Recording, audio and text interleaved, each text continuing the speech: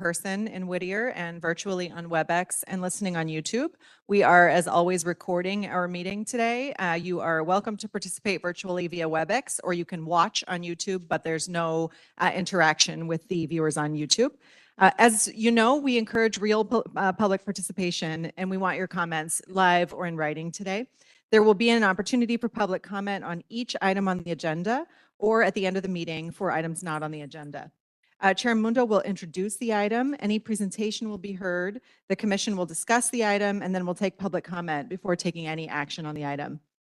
We have made a change today to ensure that we're able to get all of our agenda items to end the meeting on time, which is placing the length of limits on the length of comments for each agenda item, as Commissioner Mundo described.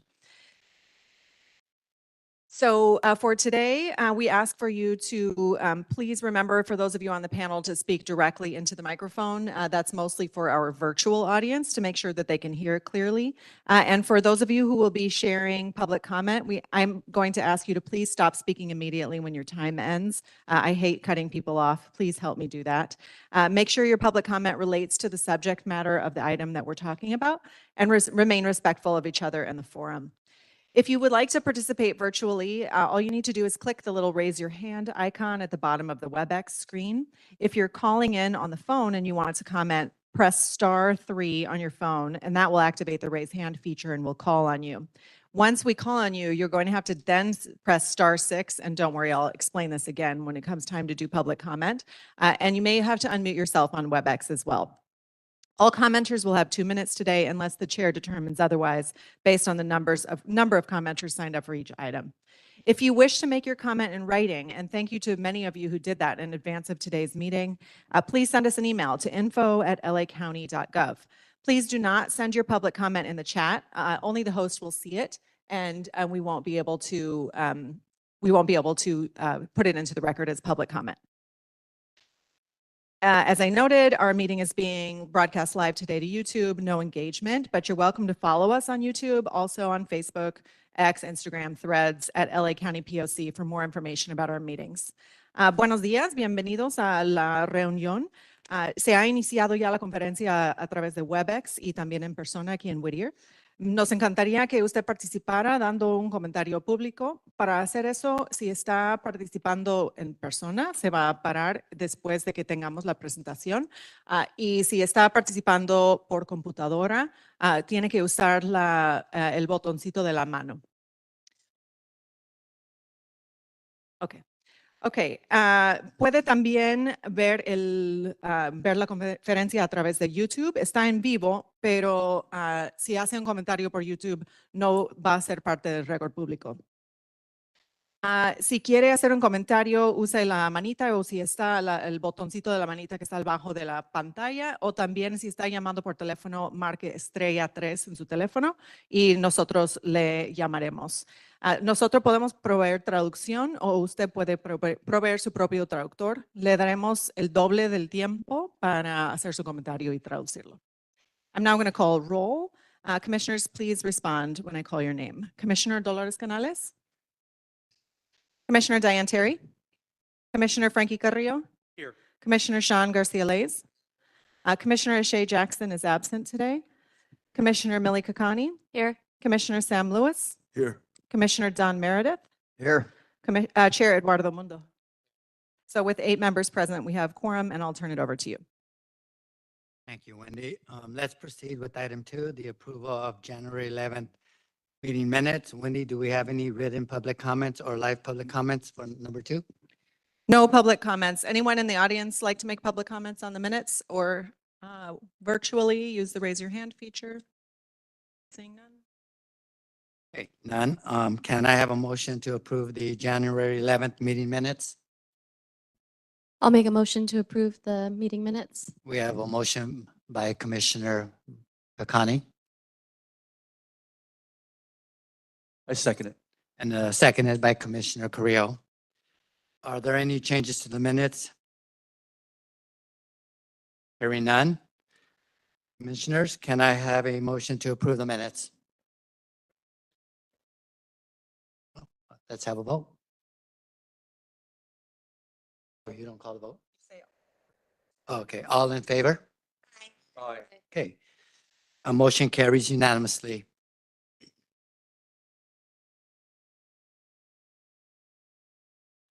Bear with me, this is my first time, so.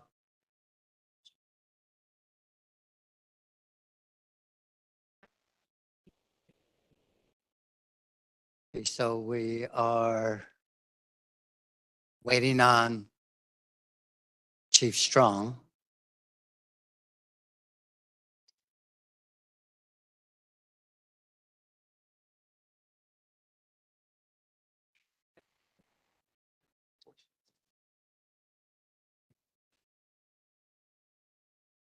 Should we just go ahead and move on to the next item? Okay. So let's go to. Okay, we're gonna, unless there's any objections, we're gonna go on to item 4. Regarding a request from the PLC about how many youth in probation's juvenile facilities have been charged with new juvenile or adult charges for incidents occurring inside the facilities and specifically those at Los Padrinos Juvenile Hall. And an update on how many petitions have been filed to transfer youth out of probation's custodies to the custody of the Los Angeles Sheriff's Department. The department provided information in advance about charges that have been filed. Thank you. That definitely helps us prepare for these presentations. Chief Deputy Epps, the floor is yours. So in the report submitted regarding new cases being filed, we had 3 new criminal cases filed since July 2023 at Barry J. Nydorf Secure Youth Treatment Facility. The cases filed were ineligible for filing in juvenile court, meaning that the individual involved in the offense had reached beyond the age of majority, and those cases were filed in adult court. Those were for violation of possession of controlled substances, and those were misdemeanor filings. At Los Padrinos Juvenile Hall, there was 36 new criminal cases filings since July 2023. 31 cases were filed in juvenile court, and 5 cases were filed in adult court. For those 5 cases, the offenses and the individual involved was ineligible for a filing in juvenile court. Most of the cases were filed for violation of PC 245A4, assault by means likely to produce great bodily injury, a felony, a 707B offense, or for PC 243B, battery on a peace officer, misdemeanor filings. So I can go on to talk about the summary if the commission would like me to go into that, or were there any questions at this time? Would you like to ask questions first or hear the summary? Let's hear the summary, please. Oh, and to add, there were no new crime filings at Kirby. There were 39 total criminal filings involving 35 males and 1 female during the past 7 months. The highest number of filings involved youth or young adults housed at Los Padrinos and resulted from youth-on-youth assaults known as packouts. This is when multiple youth attack one individual, one victim. There were 13 assaults on detention officers by individual youth, and a few of those incidents involved multiple youth attacking one officer. At least one of those incidents involved one youth who had 2 attacks on the same officer and 2 attacks on 2 officers at the same time. 5 adult court filings resulted from the allegations I previously discussed, including the assaults and possession of drugs and the assault on peace officers, detention officers. So that would conclude the summary. Hey, commissioners, thank you. Do we have any questions? Comments? Commissioner Kakani? Thank you. I just wanted to confirm of the 5 adult court filings, I think that was how many you stated, right? Adult court, or maybe 8 between Barry J and LP. I'm reading, yeah, 3 cases were filed in adult court, 5 cases in LP were filed in adult court. Were all 8 of those young people then moved to Men's Central Jail? No, I believe in court, but I may have been wrong. I believe only 3 people, 3 cases were filed in adult court at Berry, Mhm. 5 cases in the LP. Right. So anything resulting in the felonies, yes, there was a transfer to county jail. So those 8 young people were moved to county jail? There were 5 for the assaults that had reached age of majority, but not the misdemeanor I see. cases. And I can verify that to be sure, but I understood that that had been the case. And do you have any data related to kind of how these charges from the last 6 months compare to charges against young people from, say, like the first part of 2023, like the first 6 months of 2023? Because we received data, but I think it was primarily focused on the SYTF youth. And that was also just adult charges. So just curious if you have any information on how this compares to. I do not, and I did not review anything that you had been provided with prior to this Okay. report, but I can check if you would like me to bring something back in a comparison between the 2 biannual timeframes. Yeah, I think it would be helpful to know because just from, at first glance, I'm pretty sure LP's population is right around 300 young people. And so to have 36 new filings, right, that's over 10% of the young people are walking into our juvenile facilities and are leaving them with more charges, right, which feels wildly problematic to me. So it would be nice if this is just par for the course or if this is an anomaly of sorts.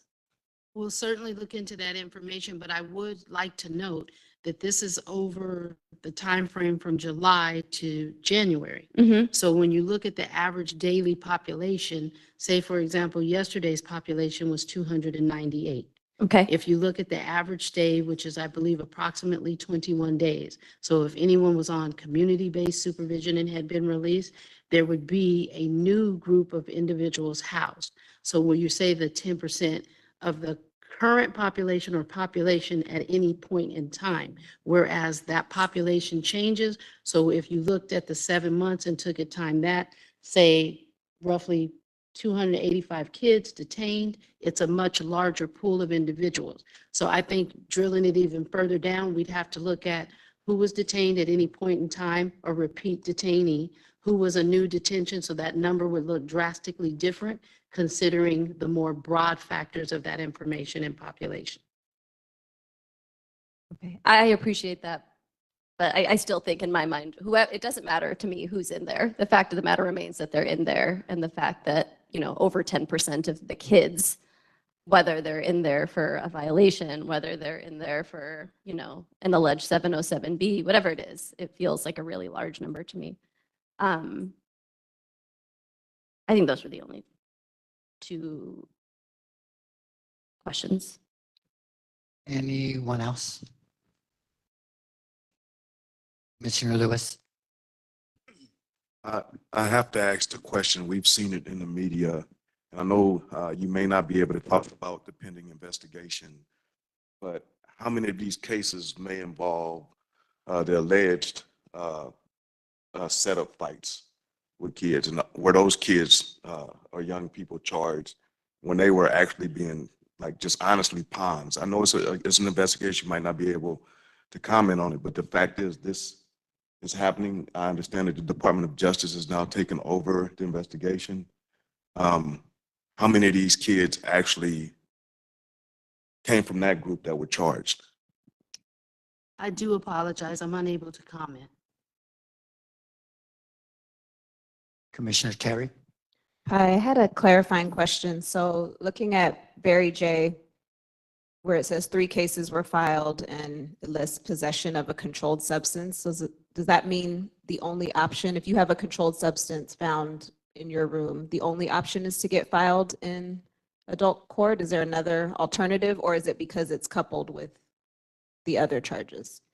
The filing would be based on the individual's age at the time of the offense, and because the individual's involved and it's a new offense. So you have the commitment to secure youth treatment, which the juvenile court's jurisdiction is up to 25.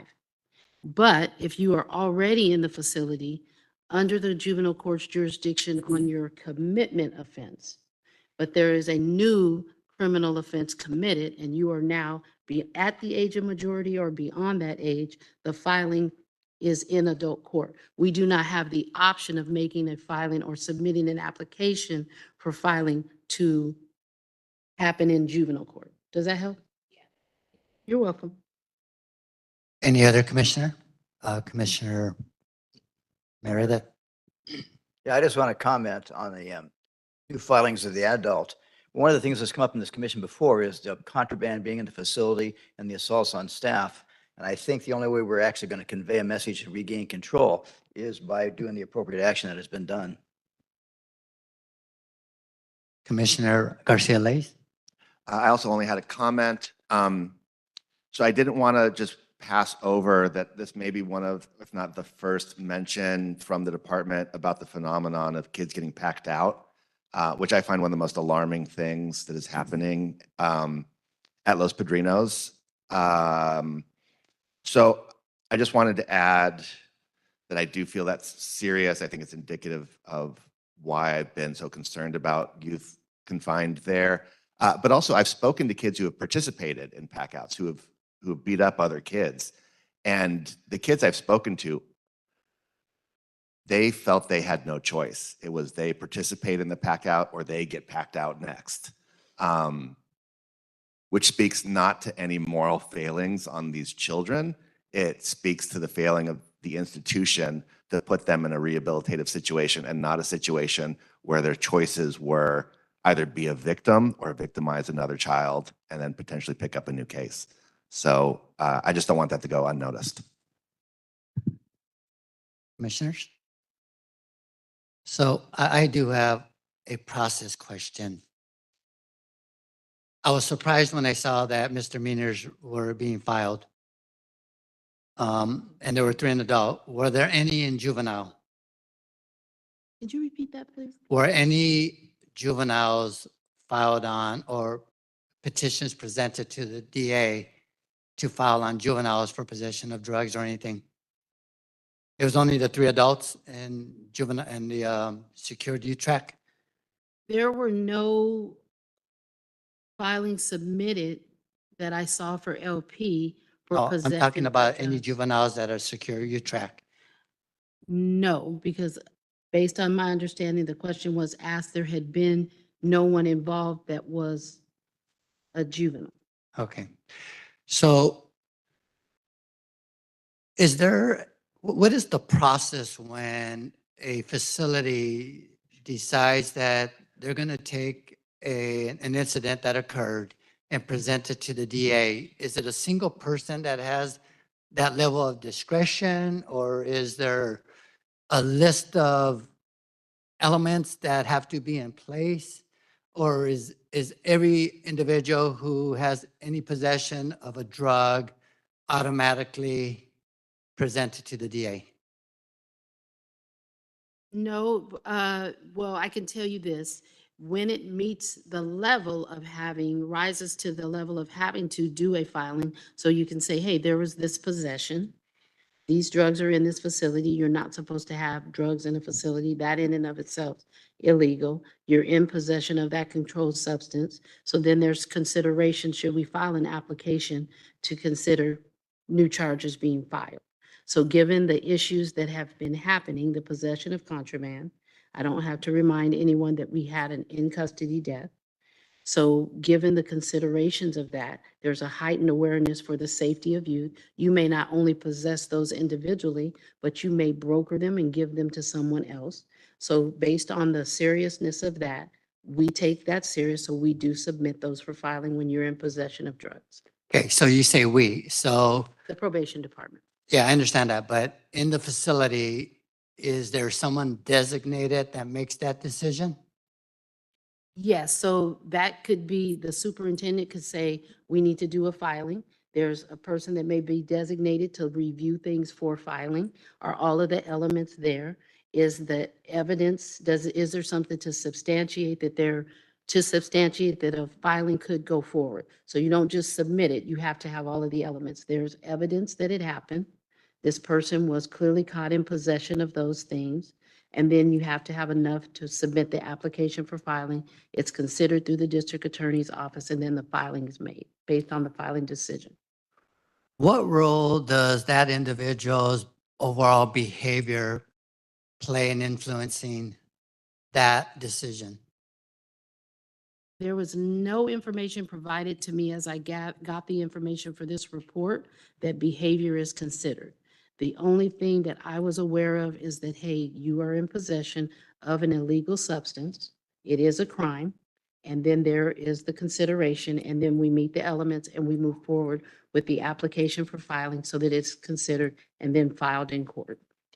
So when the petition for the DA to review a case is forwarded, somebody's made the determination between a 245A4 and A1 and A2 and A3. Who in the department is qualified to make that determination? Because at that point, it essentially becomes a booking.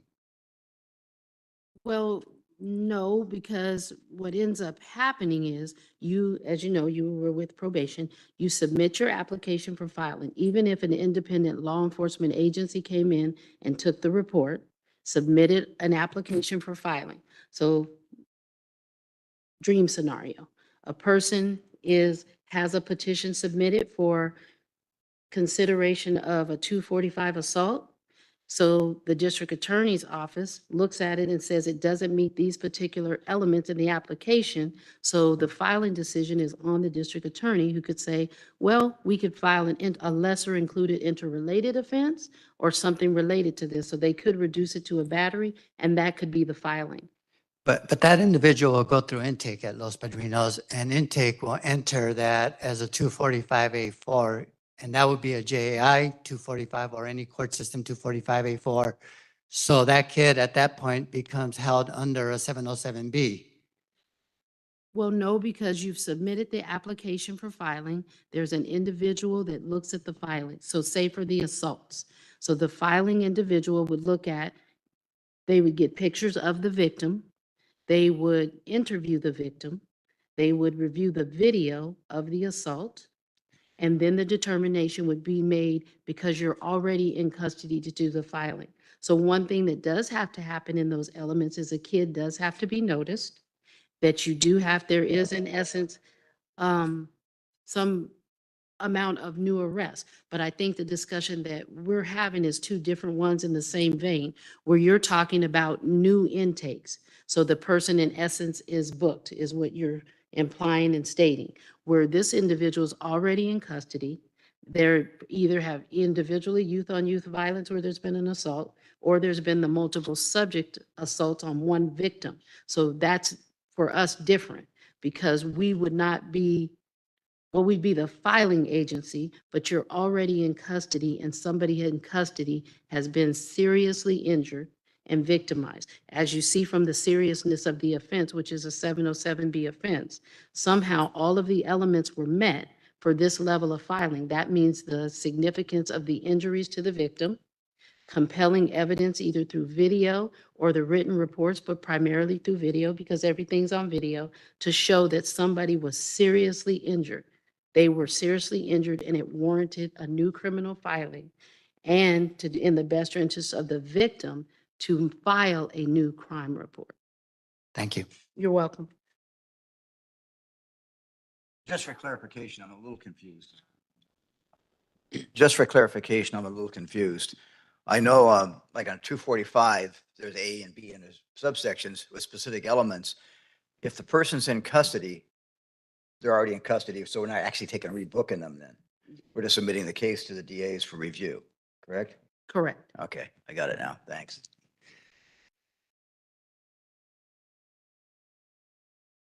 Well, I guess I'm going to ask just this one last question, and I know it's a little nuanced, but that individual does go through the intake unit, right? And there's a detention report done. Because it's a new case. And that's where I'm concerned. Because when that detention report is done, let's say that individual had been, for some reason, in custody on a non-707B. So that changes his whole court process now. And when it goes to intake, that at that point, even though the DA has not made a decision, that charge is basically memorialized. And that's what bothers me, because if we don't have anybody who's really qualified to make that decision, like officers in the field that do it on a daily basis, you have somebody in an institution doing it who doesn't do it on a daily basis. And that's what I'm concerned about, is that initial detention report is going to basically be dealt with as a 707B, whether it is or it's not. And that's why I'm wondering about the qualifications of that person. Well, the filing officer at Los Padrinos has been trained to be the filing officer. Okay. So when there's the intake report, so the intake report in and of itself does not do the filing. It's the application for the petition to file. The detention report simply lays out what happened, but the actual filing is determined through the district attorney's office based upon the application for filing. Whereas the detention report says, hey, these are the factors of this, of what happened. This is the statement from the victim. These are the injuries sustained by the victim. So there's two different things. Thank you. You're welcome. Wendy, do we have any written or live public comments on item 3? If members of the public would like to comment in the room, will you please come and line up behind the podium here? And if you want to make public comment virtually, use the raise your hand feature or dial *3 on your phone, and we will call on you. Anybody in the audience here want to make public comment?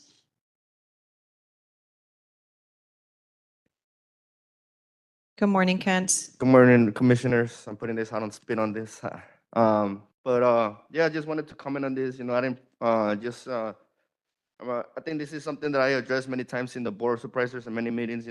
How this is something that just in general operation staff lacks. When I was in Camp Challenger, I remember getting into file, getting refile, getting a time at it. I was supposed to do 9 months in camp.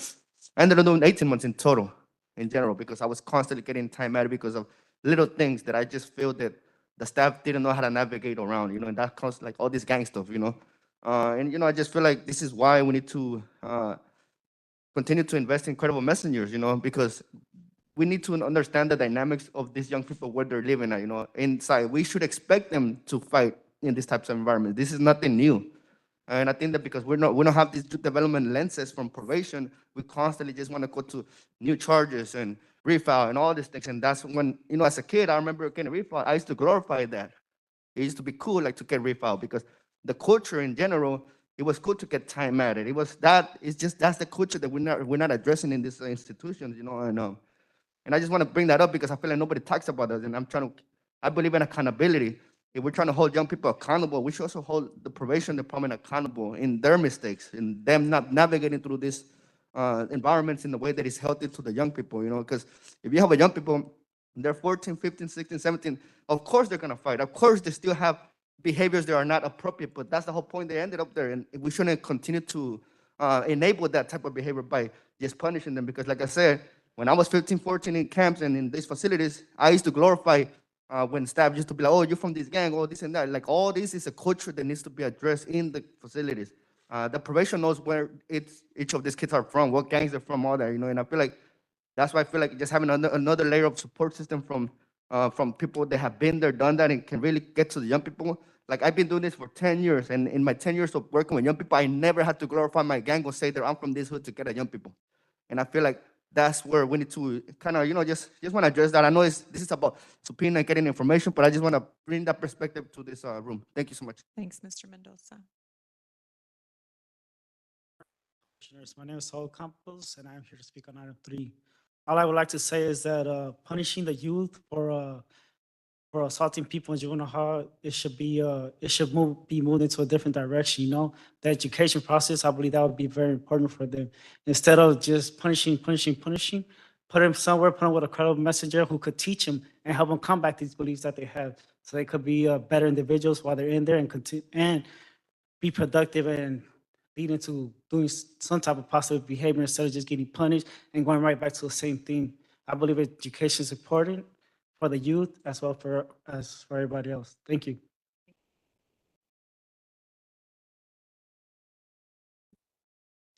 Good morning. I'm Lena Mallet with the Children's Defense Fund and Layup. As other commissioners have noted and folks who came before me, this is an extremely archaic dependence on criminalization that only further entrenches youth in the system. There's net widening happening all across the state, and this is just one of the mechanisms that folks are using.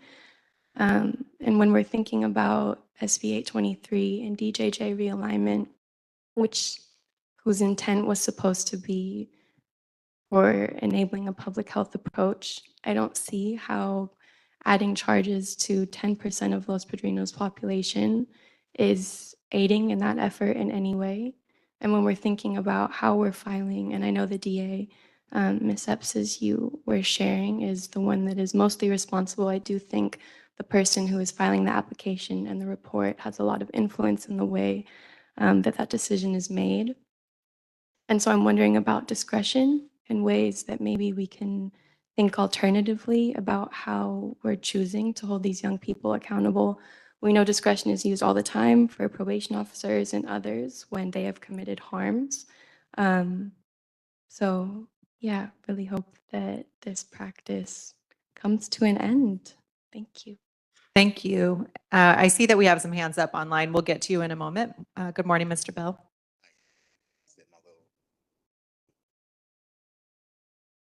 Yeah, I'm Thomas Bell. I'm Local 685, Camp Vice President. And I just want to say, one, I think the number was a little too low. You know, I know people disagree with that. But we were trying to send these kids back to society.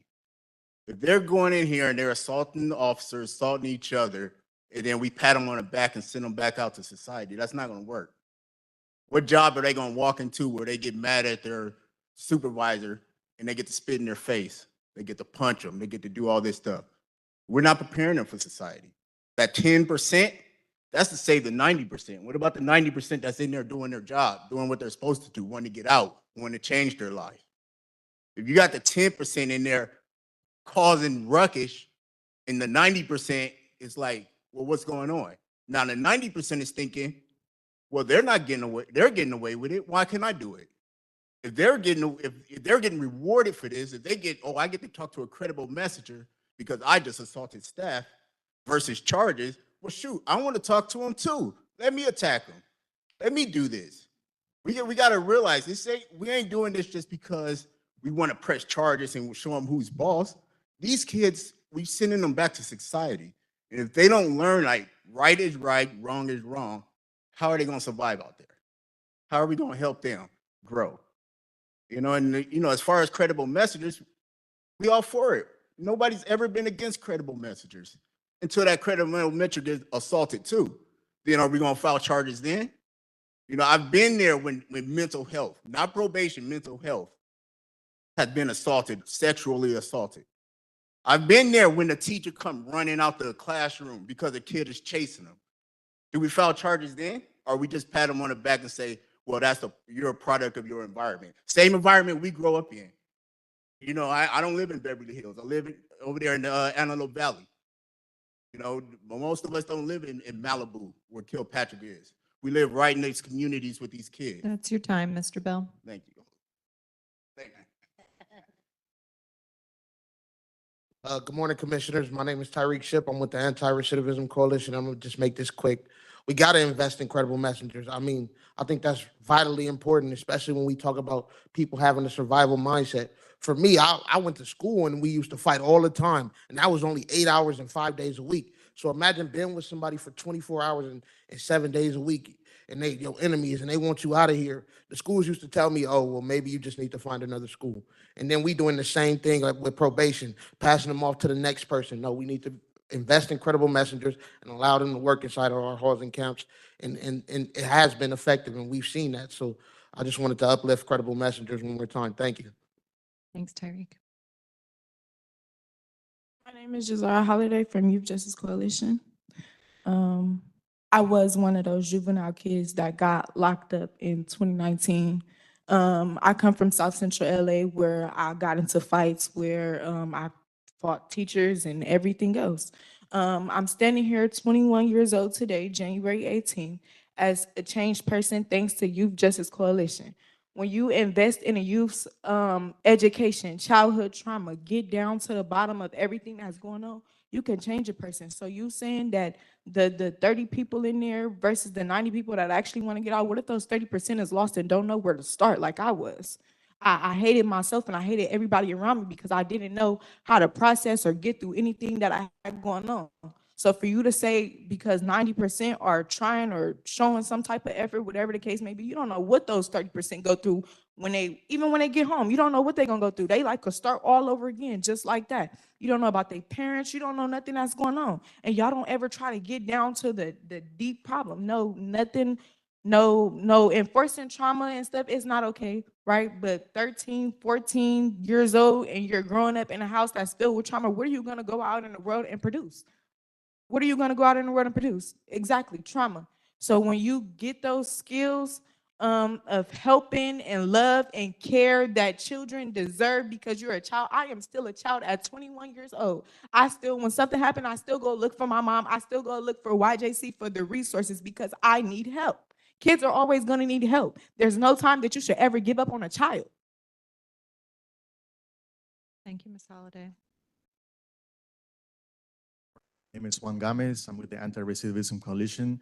And all I want to say is that it's good that they're investing on this type of trainings. One thing that stands out to me is like if you're going to invest on somebody's training how to file, we also need to invest on how to counteract that problem. I was there 12 years ago, and the same things that happened when I was there is still happening today. So like the speakers before me were saying, you know, you punishment is not the answer. You know, putting somebody 20 years more or 10 years more or however how much time you give them is not the answer because you're keeping them in the same environments. What is the root cause of the problems? Instead of like just filing charges, I understand punishment is or like consequences are necessary, but at the same time, how are you addressing the problem at its root? And I think that that's what we need to invest in instead of just like, oh, let me train them on how to file charges properly. Thank you. My name is Giovanni Hernandez. I'm the anti-youth advocate with the Anti-Recidivism Coalition. I want to just echo what everyone has been saying. Too, I was there 17 years ago as a youth, 14-year-old kid, problem child, and quite frankly, I was part of that problem as well. But also the culture that was within the juvenile halls with the probation. They allowed me to go into cells and get into fights, pack people out, and probation staff were enabling that behavior, and I was okay with it because I looked at them as they were authority, and it was okay with me. It was okay with them. So what was the problem? It was until years later that I got the help I needed. The help wasn't there when I was there, and it saddens me to hear 3 years later with Juan Gomez, he was going through the same thing, and 3 years after, and even to this day, that behavior continues. I thought I was going to come home and hear all the good things that were going on in juvenile hall and all the help that the youth had been receiving, but it's a slow process. I get it, but it's more needs to be done on both sides, and punishment is definitely something that is not the answer. Education and investing in our youth is definitely something we need to focus more on, and training, probation as well. We're definitely here to help and be that, to be part of the solution here. And I thank you for your time.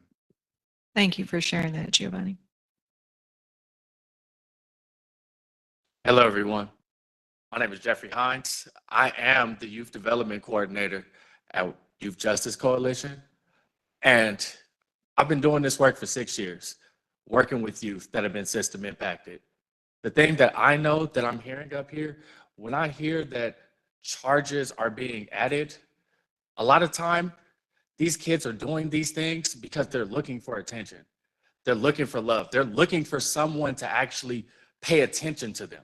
So they do things to lash out.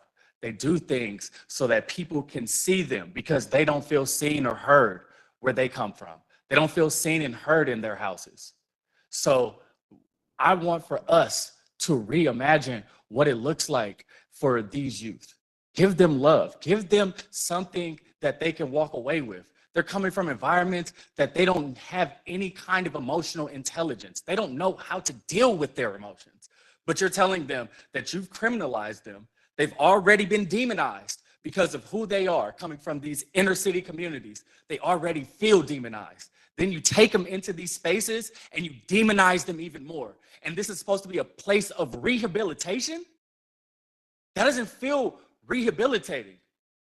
If you're going to give them attention, give them the things that they need. They need emotional support. They need emotional intelligence. They need education to understand how to deal with what they're dealing with because they never got it at home.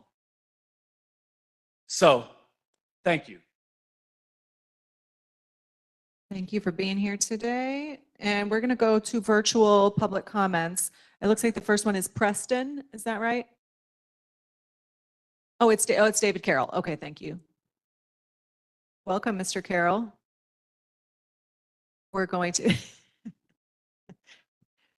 People are happy to hear your name called. David, can you hear me? Yeah, I can hear you. Can you hear me? I can hear you. Oh, we can hear you now. You can begin. Thanks for joining us. Thanks. Good morning, everyone. I hope everyone is well. I just had a really brief question. I did put it in the chat also. Previously, we were told that young people would only be charged for possession if they were accused of distributing, which still was, left some room for lots of questions. But I just wanted to clarify, are young people being charged for simple possession? And I guess the other part of it is, considering that to even obtain that substance, someone would have had to have brought it in. So that it just kind of creates a real concern for me if young people are being charged with possession in a place where they shouldn't be able to obtain those substances in the first place. Thank you. Thank you. I think we're going to go through the public comment, Mr. Carroll, and then come back to ask Deputy Chief Epps to answer your question, if that's okay. We've got we have Preston next. I'm sorry. Okay, Preston, if you can unmute yourself, please.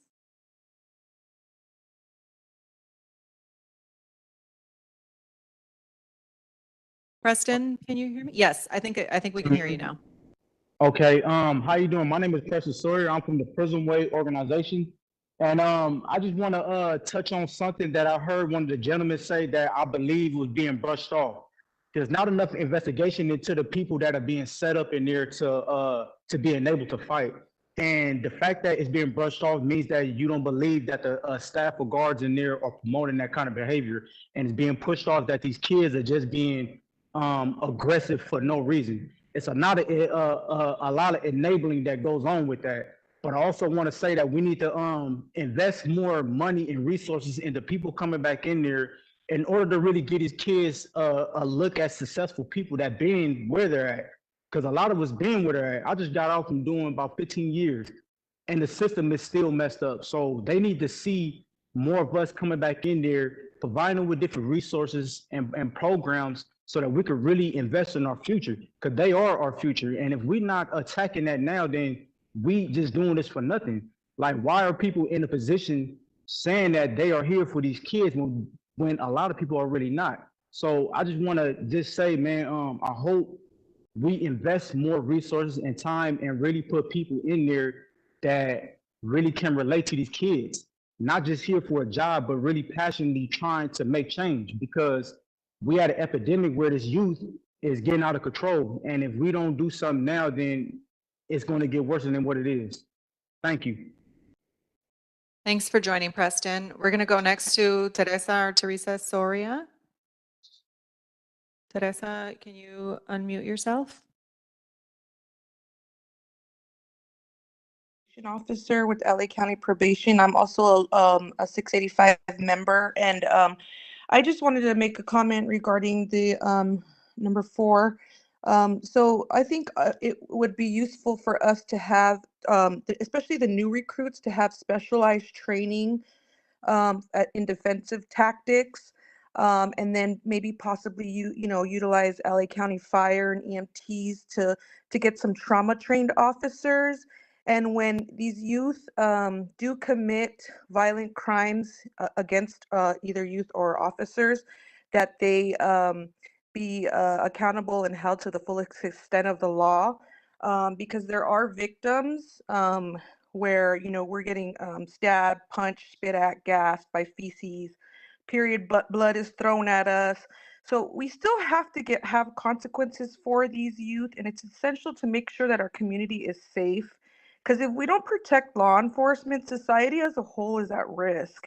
And there's a lot of victims of violent crimes that are not getting justice. I myself was violently attacked and I sustained life-threatening injuries by several youth in these facilities. And you have several officers that have sustained injuries that have caused them to no longer do their jobs and fulfill their sworn peace officer duties.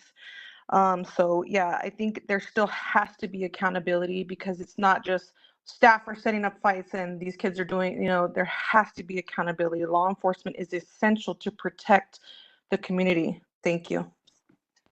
Thank you. And we'll go to our last commenter, which is Aditi Sharekar. Aditi, we're going to unmute you.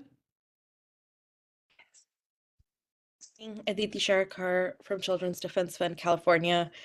It's really telling that Local 685 thinks speaking with a credible messenger is a reward, and that sending a young person to adult jail is somehow preparing them for society.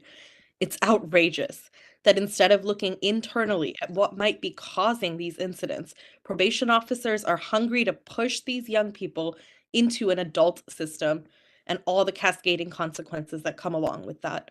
These young people are locked up inside facilities that cannot meet the bare minimum standards set by the state over and over again. It has been over 150 days that these facilities have been out of compliance with safety regulations, with minimum standards.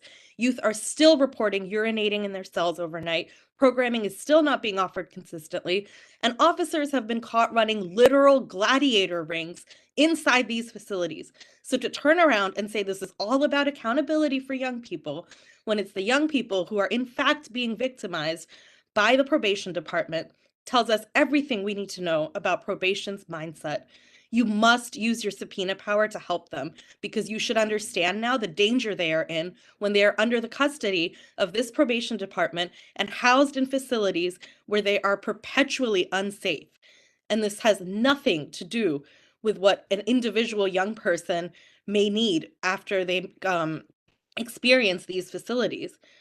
Sending them into the adult system is the last possible solution here. And the fact that this department is so hungry to do it tells you everything you need to know. Thanks, Aditi. We have 2 more comments, and then we're closing the public comment for this agenda item. We'll take James Maddox and then Miguel Casar. Let's go with James. You can unmute yourself. I'm a social worker and I'm a data guy. In listening to the report from the probation department, what was missing for me is, what are the ages of the children or the people who are the offenders? That's all. I think it would be informative to quantify that a 13-year-old or a 15-year-old or an 18-year-old is doing this. But that's all. Thank you. Thank you, James. And finally, Miguel Casar. Welcome, Miguel. Can you unmute yourself? Can you hear me? Hello, hello. Yes, we can hear you. Oh, wonderful. Thank you. Well, good morning. Sorry, sorry, I'm distracted. Okay, Sorry. I'm restarting your time, Miguel. Give me 1 second. No. All right, go ahead. All right. Well, good morning. It's good to be, unfortunately, it's not so good to be here, but it's good to hear from you all. It's been a long time since I've been able to join this space, and it feels like, unfortunately, too much has not changed. Once again, it's unaccountable and criminal institutions seeking to hold others accountable. There's a lot of energy being used for trickery and deceit rather than to confront what is a hard truth, that carceral and punitive structures do not work. It's a hard pill to swallow, but it is about time that we as a county and as the people confront the fact that we won't punish our way out of injustice. Care and support are the only answer, and it is time to invest in these and to move away from harm. Again, further punishing youth isn't but going to reproduce cycles of hurt and harm, and this dehumanization is unfortunately not limited to the youth, but also to the adults that have to justify the work that they do within these criminal and carceral spaces. Harm dehumanizes us all, youth and adults, and support and care are our only way out of this. I really do hope that we as a people, as a county, as a space can begin to confront what is a hard pill to swallow, but that I believe is the only way that we're going to get out of this. Thank you. Thank you, Miguel. And we are going to do one more, which is Eva Cervantes. Eva, if you can unmute yourself. If you're on the phone, oh yeah, we can hear you. You can begin. Okay, I'm over here in Mexico, so I hope it doesn't I lose service. But yes, it's the same comment that one of the other persons comment the same thing, that about staff making the kids fight, I heard some stuff that's going on because I have my son in there, and another parent mentioned to me that I guess her son had a new charge for fighting. But who is provoking those fights? Sometimes it's the staff. Like I said before, they do have good staff, but sometimes there's some that don't care and they make the boys fight. That's all I wanted to comment, and thank you. Thank you very much, Ms. Cervantes. I think I've said this before, but we are actively recruiting parents and family members of youth who are in the facilities to participate in our meetings and give public comment. So thank you for coming today and giving public comment. And please welcome those other parents that you're aware of to join us. And with that, Yes, that's the end of public comment. on this yes, item. I'm new. I'm new. It's my first time, and but I will Yeah, like. so before I return and ask questions of the commissioners, if they have any comments, Ms. Epps, to Mr. Carroll's point about charges, that he was under the impression that they would only be done if there's a distribution element to it.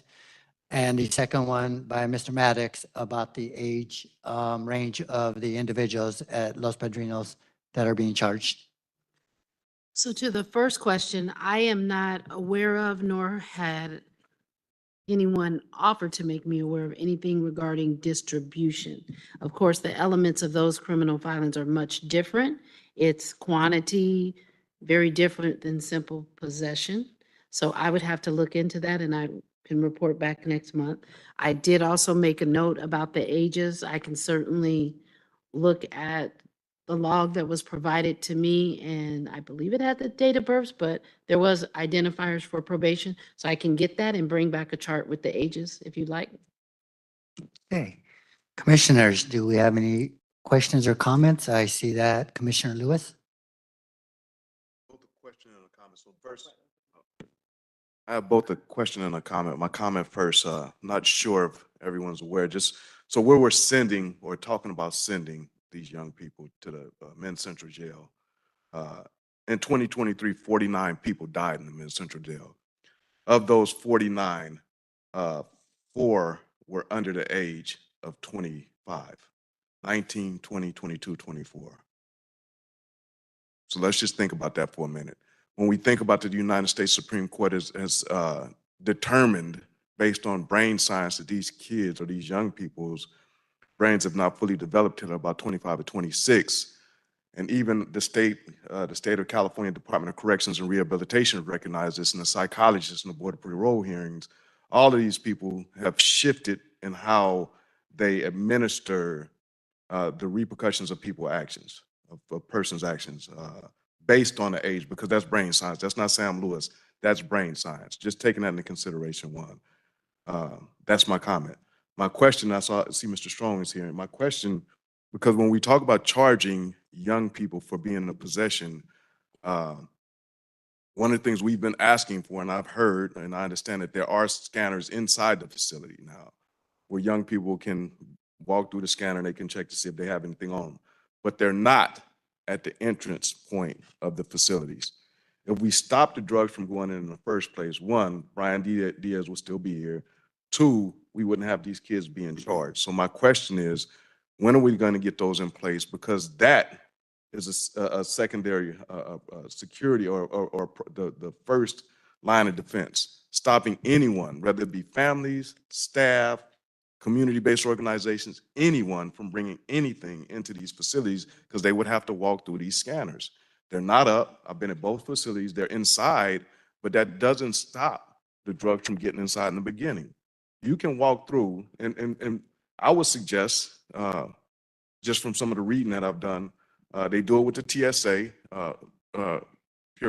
periodically, where they have one of their agents walk through to see if they can smuggle something in. So why don't you have a staff see if they can smuggle a pocket full of pills in? See if it's possible. We have to figure out how to eliminate these things. The Department of Justice has funding for things like drone defense, funding for these facilities that they will give you so you can build out things that will make the perimeter and the security more secure. If we don't have, I know we have the funds, but I'm just giving you another pathway. There's a judge named, a retired judge named Karen Friedman I can put you in contact with.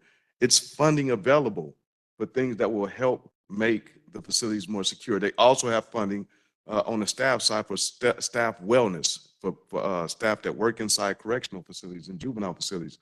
So there's funding there, but we have to be proactive of finding solutions. My question again is when and where will we have these scanners up where everyone has to walk through them? I'm saying I go into the facilities all the time. I want to walk through them. I don't see them. I want to walk through them. Because when I walk through them, I'll know that everybody else that comes behind me, they have to walk through them too. And that makes the facility more secure. So just want to know where they're at. Or is it a capital project? Do you need us to push to make that happen, to make it happen fast? But it needs to happen again, because if we're charging kids, here's the two-edged sword. We're charging young people for being in possession of narcotics, okay? We're also allowing them to be at risk. And I said this long before Brian Diaz died. If we don't do something, because they've had one at LP and one at Barry J, where they've had to use Narcan multiple times, and Barry J, I think they had to use 4 doses of Narcan to bring the young person back, and 3 in Los Padrinos. It's Russian roulette we're playing with right now. Like, let's do something. Let's, like, together we should do this. Like, let's figure this out. That'll mean less young people are being charged with possession. That'll mean young people that are in custody are safer from being having access to those type of drugs.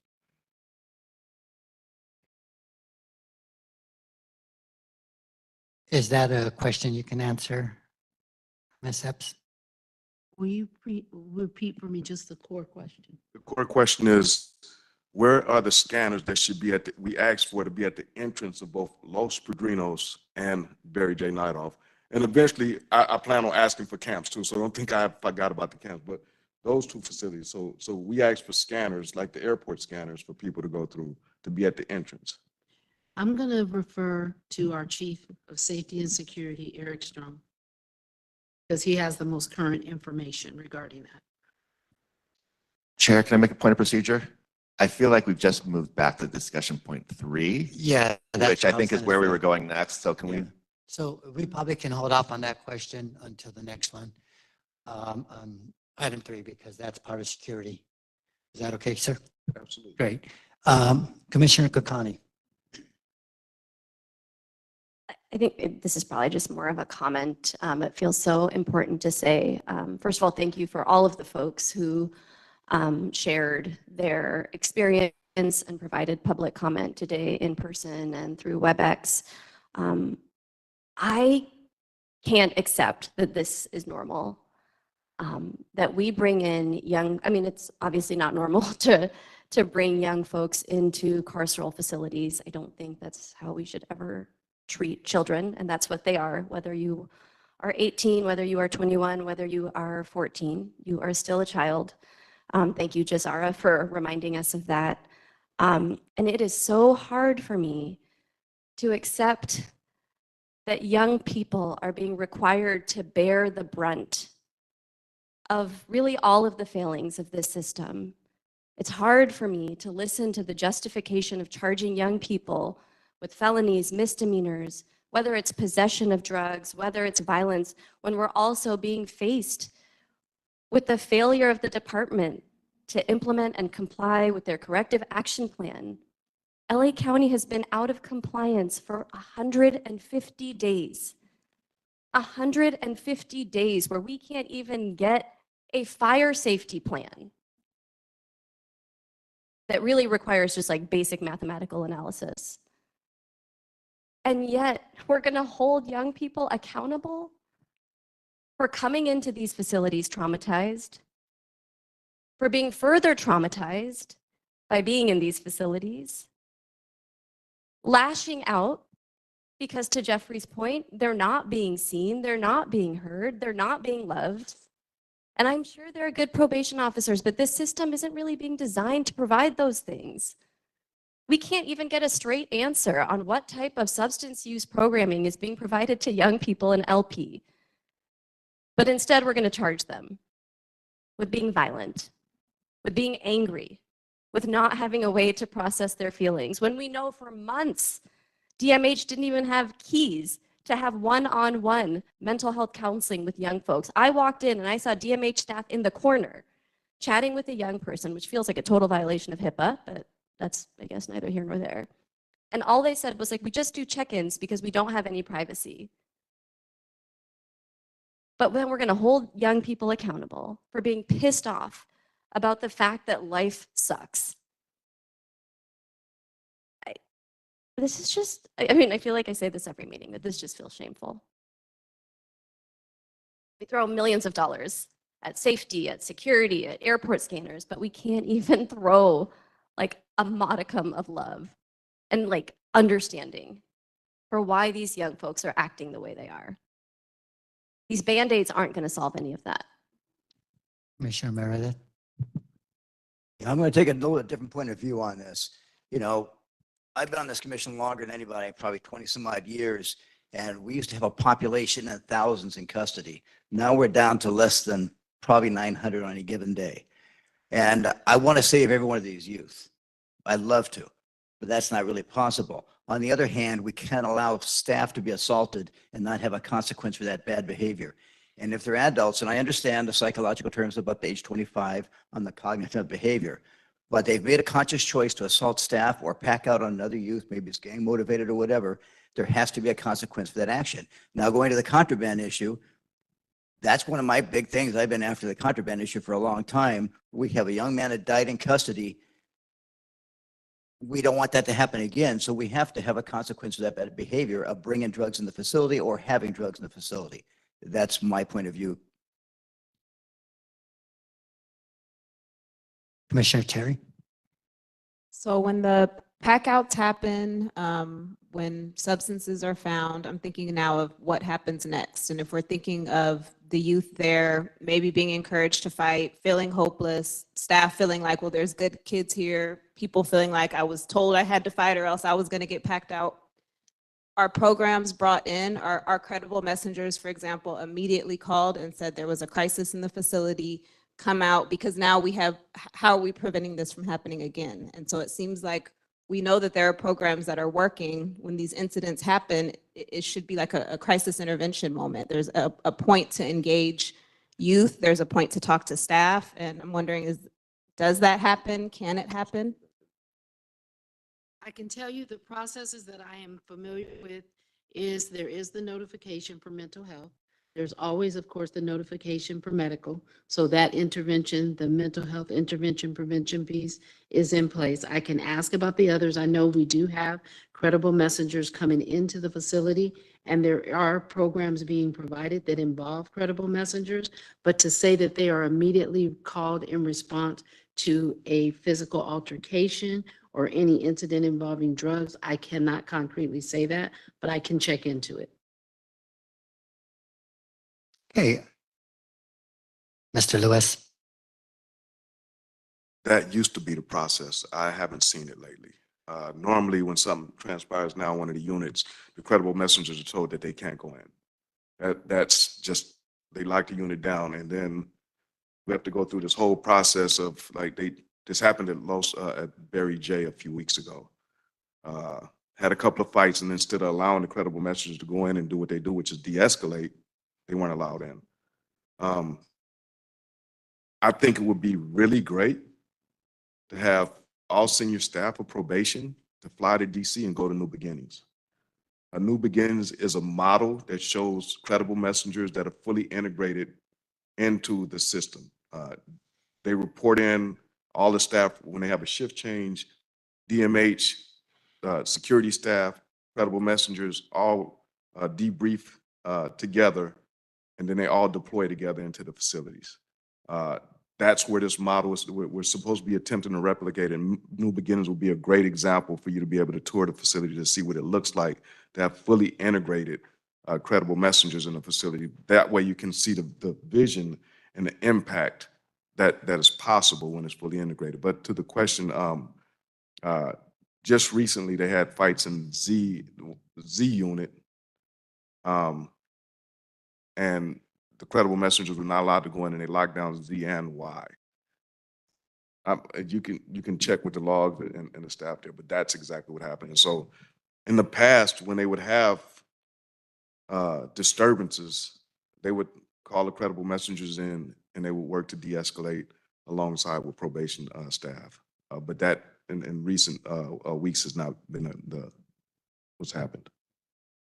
Thank you, Commissioner. Seeing no further questions, I think it's a good time to go back to item number 3 on the agenda.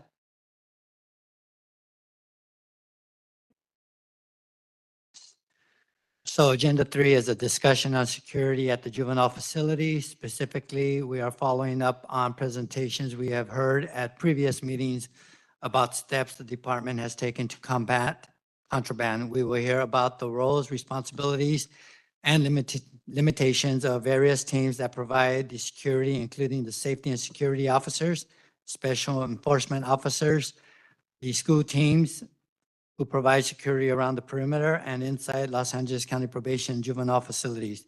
The PLC asked the department to provide policies, law, and data related to the performance of these units, including an update of the report on contraband found on the units.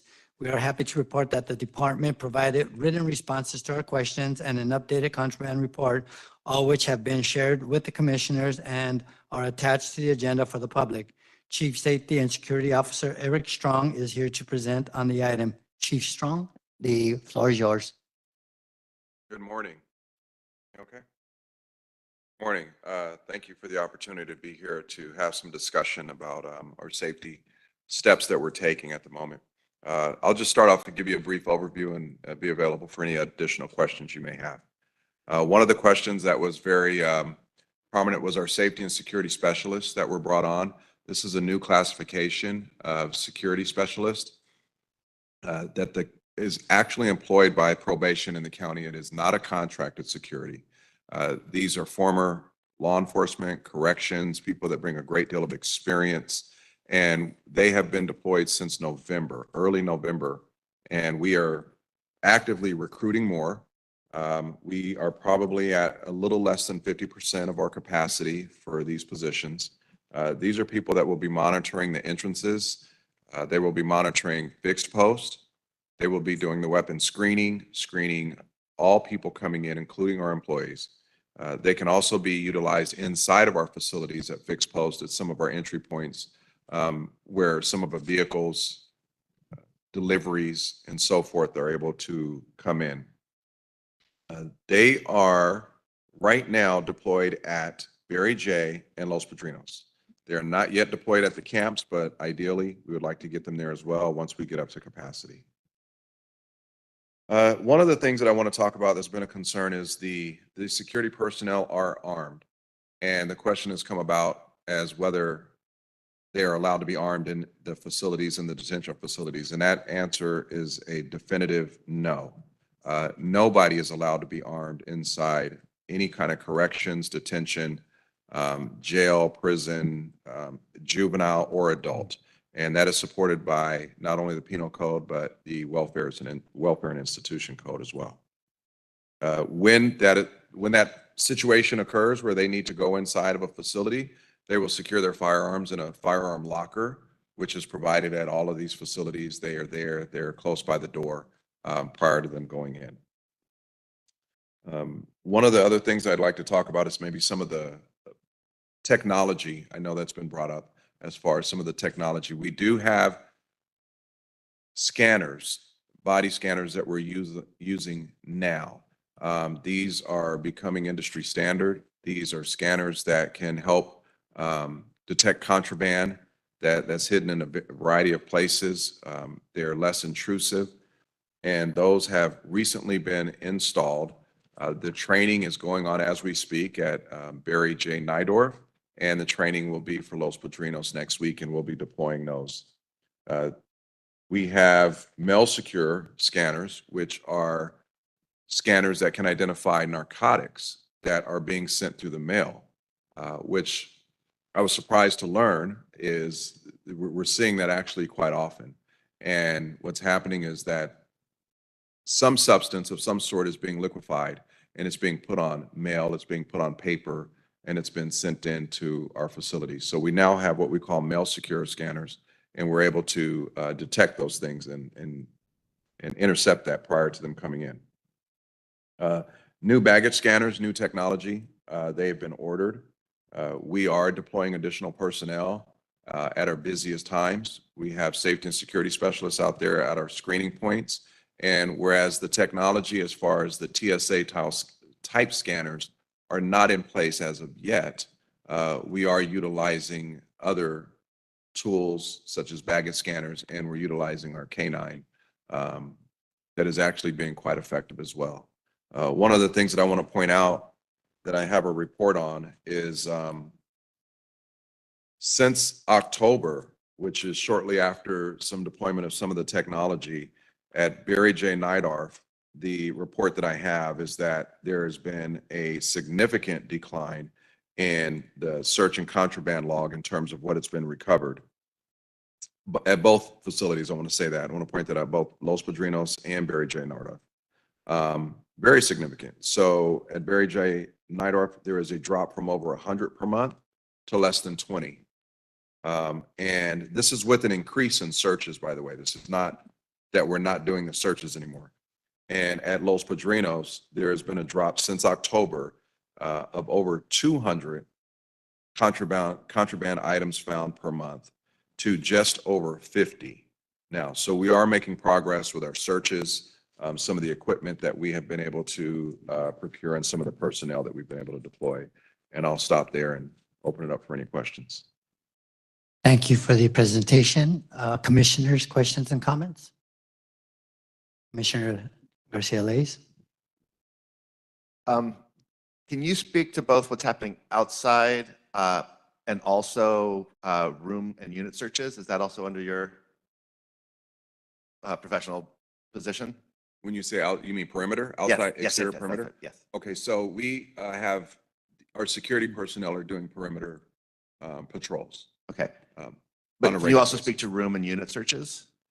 Room and unit searches are not specific to, my particular unit. That's They what I are want to know. something that is done on a regular basis by staff that are inside. Okay, thank you. Commissioner Corrales.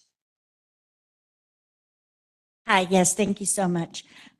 My question is, for the firearm security, the ones that are bearing weapons, when in the policy are they ordered or allowed to actually shoot someone? From my understanding, these perimeter officers are out there to deter drugs. So if somebody's dropping a package and the officer says, you know, stop, so that they can arrest him, and that person takes off running, do they then shoot? And is it shoot to kill, shoot to wound? Is this in written policy? Yeah, no, there is, we have gone through this with, we discussed this before, but there's case law that establishes a legal foundation for when lethal force can be used. And that has been established, and per our own policies, per our own directions here at probation and the training that they go through, we're dealing with security guards that their main function is to observe and report. But it is also emphasized, and it is within their scope of duties, that bottom line is lethal force is the absolute last thing in defense of life, not for a fleeing felon is what we would call it. I hope that answers the question, but no, it's not for anybody that's running away. Yes, that does provide some clarity. So it's written in the policy when it comes down to in defense of life. Yes. Commissioner Meredith, and First then of all, to answer that question, it is in state law. There is state law that prescribes when you can use deadly force or not use deadly force. Also for security training, it's in their training program, and for peace officers, it's in their training program. It's very specifically laid out. I do have a few questions, and obviously, I'm looking at the chart here, and it's missing one of the things that we requested, and that was when contraband was confiscated from somebody, what happened to the person it was confiscated from? And the reason I ask this is I know at least 2 incidents where contraband was brought into a facility by a mother, and then the contraband was taken and their mother was sent on their way. And there was no consequence for that. And the other follow-up to that is then what happens to the contraband? So anytime contraband or evidence is recovered, it is booked, it is bagged and logged and placed in our ledger. As far as incidents where contraband has been recovered and a person can be identified, those continue to be investigated. Okay, I appreciate they continue to be investigated. It's very ambiguous to what I'm looking for, because for months I've been asking why we are not arresting people bringing contraband to facilities. Investigating is not working. We have a death that occurred in a facility. We have somebody that provided it, and that came from the outside, and the name of that person is known, and it should be on LAPD to be investigating, following up. But when we're handling things, who's investigating it, and what is the status of that investigation? Are we making arrests? We call local law enforcement. Just that it's being investigated is, here we are months into it. I have no idea if anybody's ever been taken into custody behind it. Well, yeah, you bring up some very good points, and ideally, in a perfect situation, we would have made that arrest that day, during that observation. That's not what occurred. So at this moment, we are actively investigating that, and we are looking for anybody that brings in contraband that we've identified into our facilities. And we have people out there that are probation staff. It happened inside of our facility. So if it happens inside our facility, it's not going to go to LAPD. No, but or the county. death investigation is LAPD, and that should be being followed up on, 1. But 2 is, anytime we have contraband, there should be an arrest being made. We can turn it over to LAPD, we can handle it ourselves, we're going to file it, but it's not happened. And it's twice I know of just mothers. I can go into other incidents, the drones and everything else, that we've identified suspects, and there's been no action taken on it. And yet we continue to have contraband coming in. Well, if we don't take action, it's going to continue on. I don't see a resolution, and we were asking for numbers 3 months ago when you were here. We asked for those numbers. We continued in this log, and I don't see it. So, Are you saying the numbers for arrest? yeah, anytime we asked for is whenever contraband was taken from somebody, what was the disposition? And we didn't want identifiable information to the person as much as it was parent, vendor, contractor, staff, youth, whatever it would be, so we could get a flavor of where the contraband was coming from. Okay, I was unaware of that particular request, and I can get that information. Well, you were at that as we have meeting. it. But as far as the contraband, again, it's logged, it's booked into the evidence, into the evidence case, and we're making progress. We are moving forward with our personnel and correcting ills that have happened, and we're making progress in terms of our investigative processes. And I think we'll start seeing some results very soon. Okay, well, then I'll move on. My next question is, what is the policy and procedure manual for the security officers that we hired? Do we have one of those in place? Yes, so we have an MOA with our security officers. Do we have a policy and procedure manual? It's a memorandum of understanding, a memorandum of agreement. So, and that covers a scope of work. So it's not within our, it's not within our probation policy and procedures, but yes, we have a Okay, scope of I work guess, that I guess my concern is because like you, I come from the world of law enforcement, and your agency, the Sheriff's Department, has a policy and procedure manual for their security officers, do they not? Yes and no. That's not a direct question. We have policies that address department employees and department personnel. Okay, so the white shirts that work in security, say for on the transit lines, they don't have a policy and procedure manual? Not a separate one just for themselves. Okay, but they have a department manual that specifies Yes. it.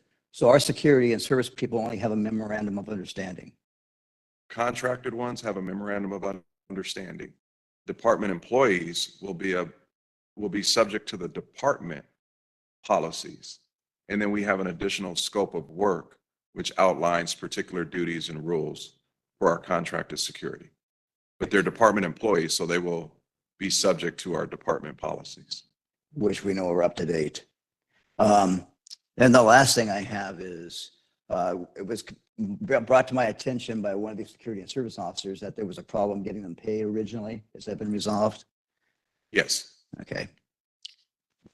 Commissioner Lewis? So, Mr. Strong, can you give us a timeline for when the installation of the scanners will be placed at LP and Barry J? I know from what I understand that it will end up being a capital project because of how the height they have to construct it so that it fit, but can we get an approximate timeline? I think it will really enhance the safety, that all of the measures that are already in place, but I think it will really be helpful at that point at those points of interest. The timeline, please. I do not have a estimated timeline for the scanners at the front. There is a lot of work happening in terms of the design and structure at Los Padrinos. All of that needs to be incorporated into the decision. I can't give you a timeline as right now as when those will be in place. Commissioner Kakani? Thank you, Chair Mundo.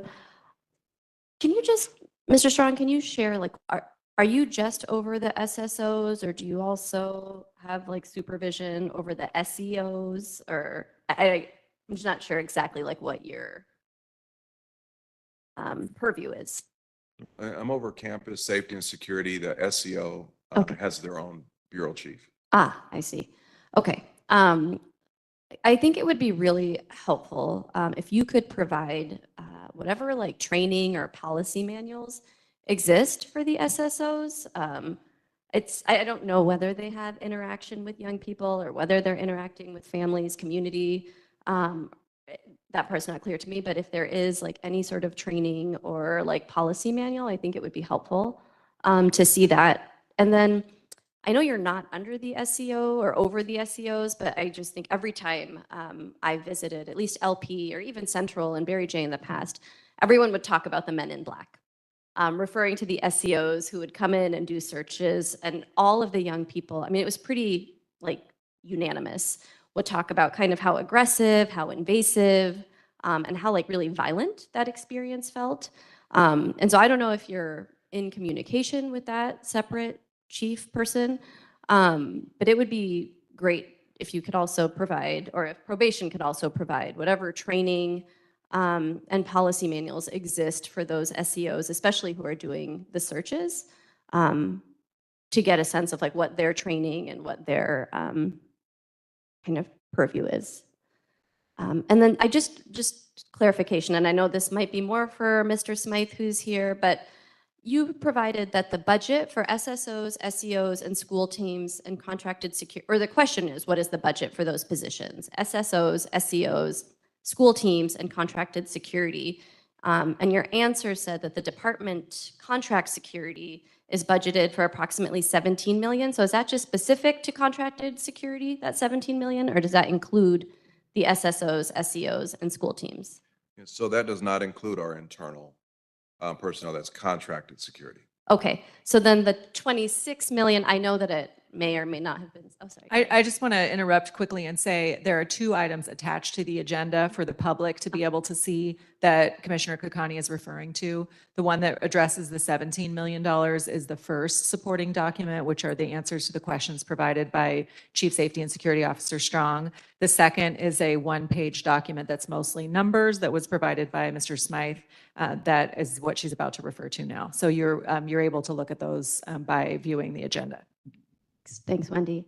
So yeah, Mr. Smith, I know that this is just estimates that, a lot of this is contingent, like you shared on overtime and, filling the positions. But right now, is it 26 million on top of that 17 million that is at least allocated for these positions, whether it's the SSOs, sorry.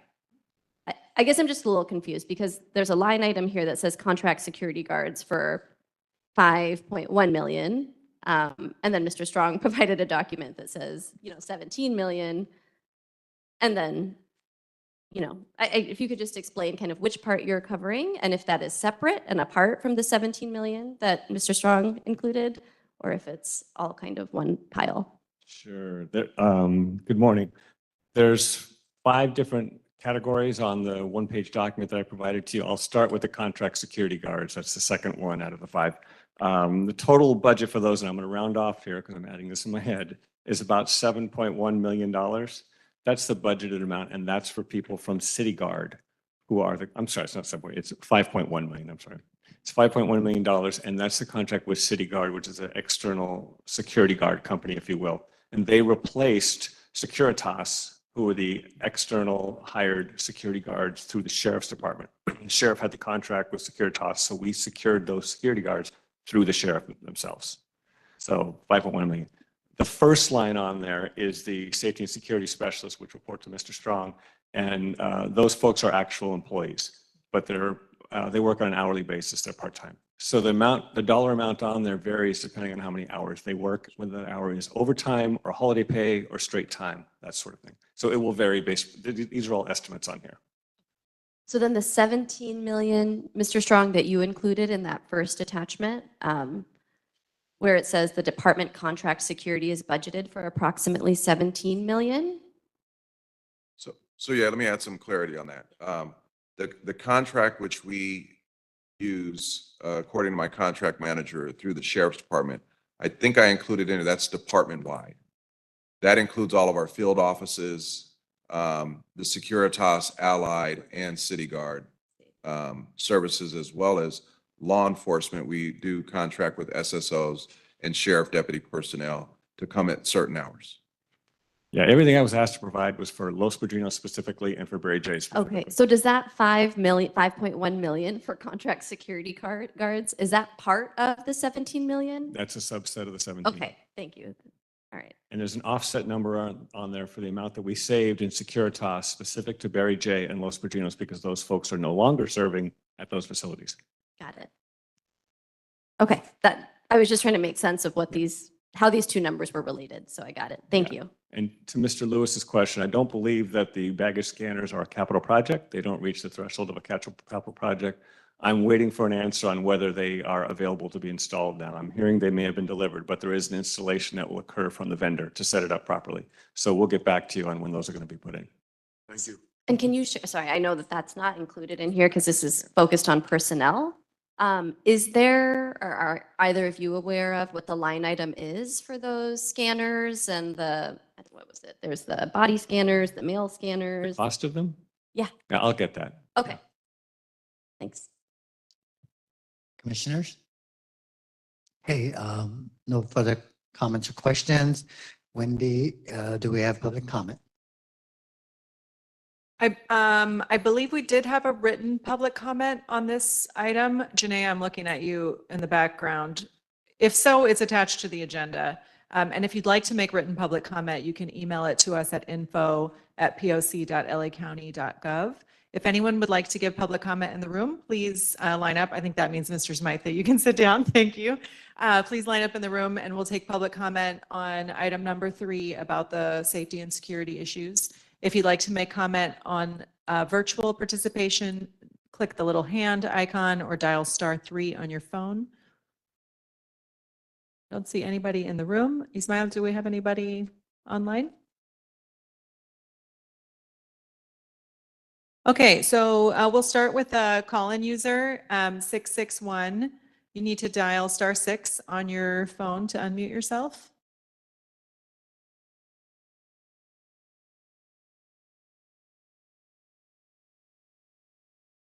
Do we have a call-in user who your number starts with 661 who would like to make public comment?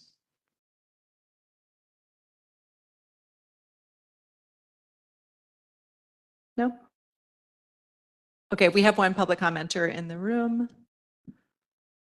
Welcome, Adrina. No? Oh, I'm sorry.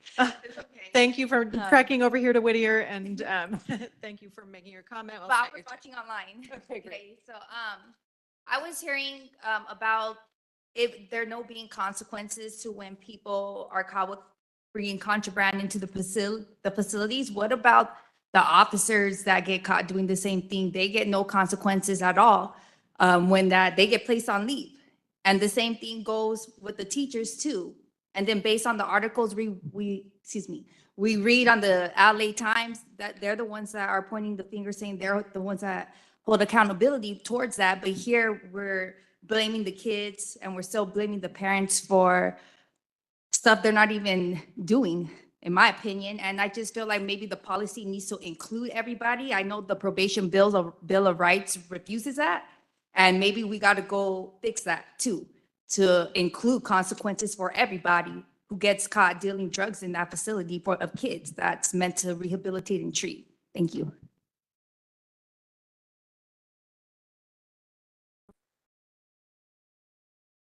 So having no further public comment, commissioners, any follow-up questions? Okay, well, I just have one. It's more of clarification, Chief Strong. The SSO officers that are deployed inside the facility at Los Padrinos, what do they do? And do they ever have any contact with the juveniles that are housed? So their primary function is to man entry points, entry-exit points. And you're familiar with, Los Padrinos. So there is a large sally port for vehicles to come in and out. There's also the mechanical yard, and both of those have fixed posts that we were staffing with probation, employees that were there. They bring an added layer of security to those posts so that even the employees can't utilize those entrance exits to come in and out. But that's pretty much their post. So it's a fixed post. Very, very, I'm not going to tell you, well, in the mechanical yard, no, but at the J post, will youth be escorted around that area to go to medical or go to their buildings? Yes, but they don't have any contact with them. Okay, so essentially they're on the outside of the inside, just in those unique areas. Then on the document that you sent, on the first sentence, it says outlining their department. But earlier you clarified that they're actually part of the probation department? Yes. Yeah, okay, so that just was a kind of a, okay, so it is probation department. Is it on this item, sir? So we'll take this last public comment.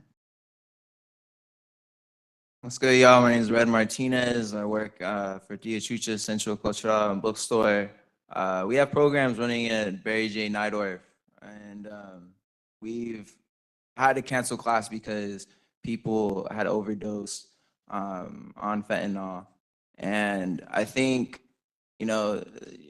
people, staff's talking about the progress of how it went down from 100 found to however lower the number is. It shouldn't have been that high in the first place. And I think that we should look towards not incarcerating youth. Also about like the charges that were being brought up for people having possession. We're further pushing punishment on children who need care and support and can't be like locked up in these facilities. We talk about security, which is important, but I feel like the kids need to be released and need to be with community members, what they say, credible messengers, to like build leadership, support systems and skills. Yeah, that's it. Thank you. Okay. So commissioners, no questions, no comments. Well, we're running a little ahead of time, so we are going to take a short break before we proceed to the next item. Any objections? Okay, seeing none, it is now 11:15. We will return at 11:25.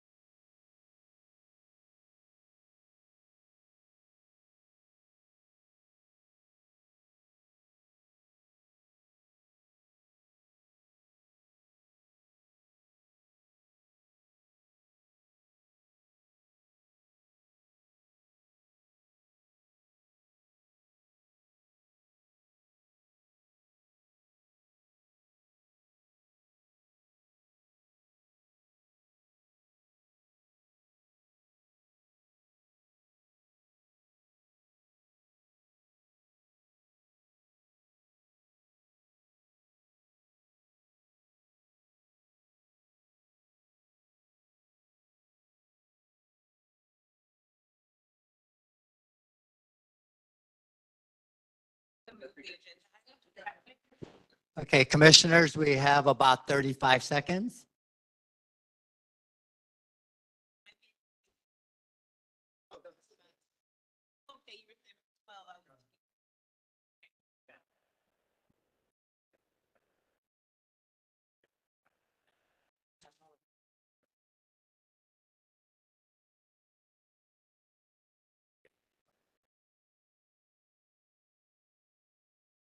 Seconds. You made it.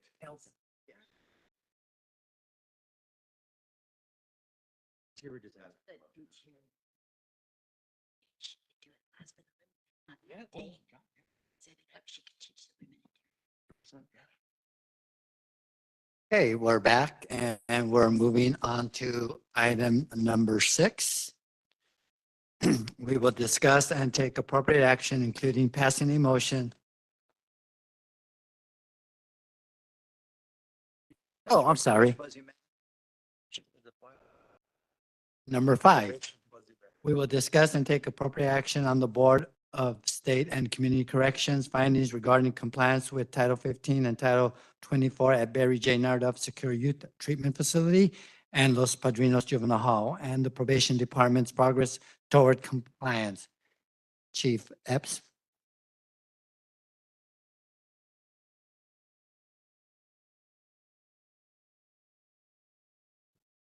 So I guess my first thing was what is the specific question?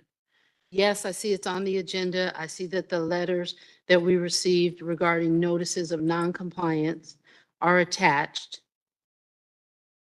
I think what we're looking for is your overall perspective on the findings. So as you see from the letters, which are obviously public, the process is still ongoing. It's not complete.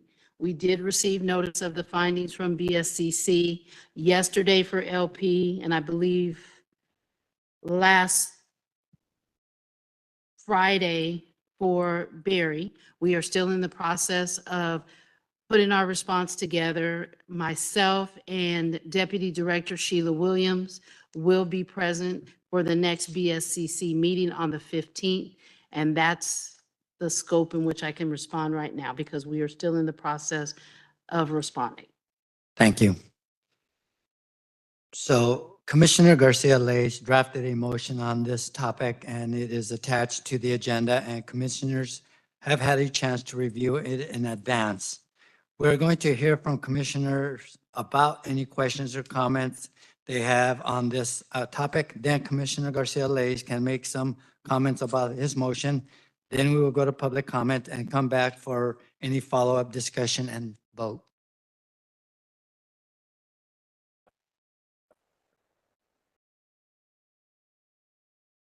Yes. Are there any commissioners that have questions regarding the findings of the Board of Corrections?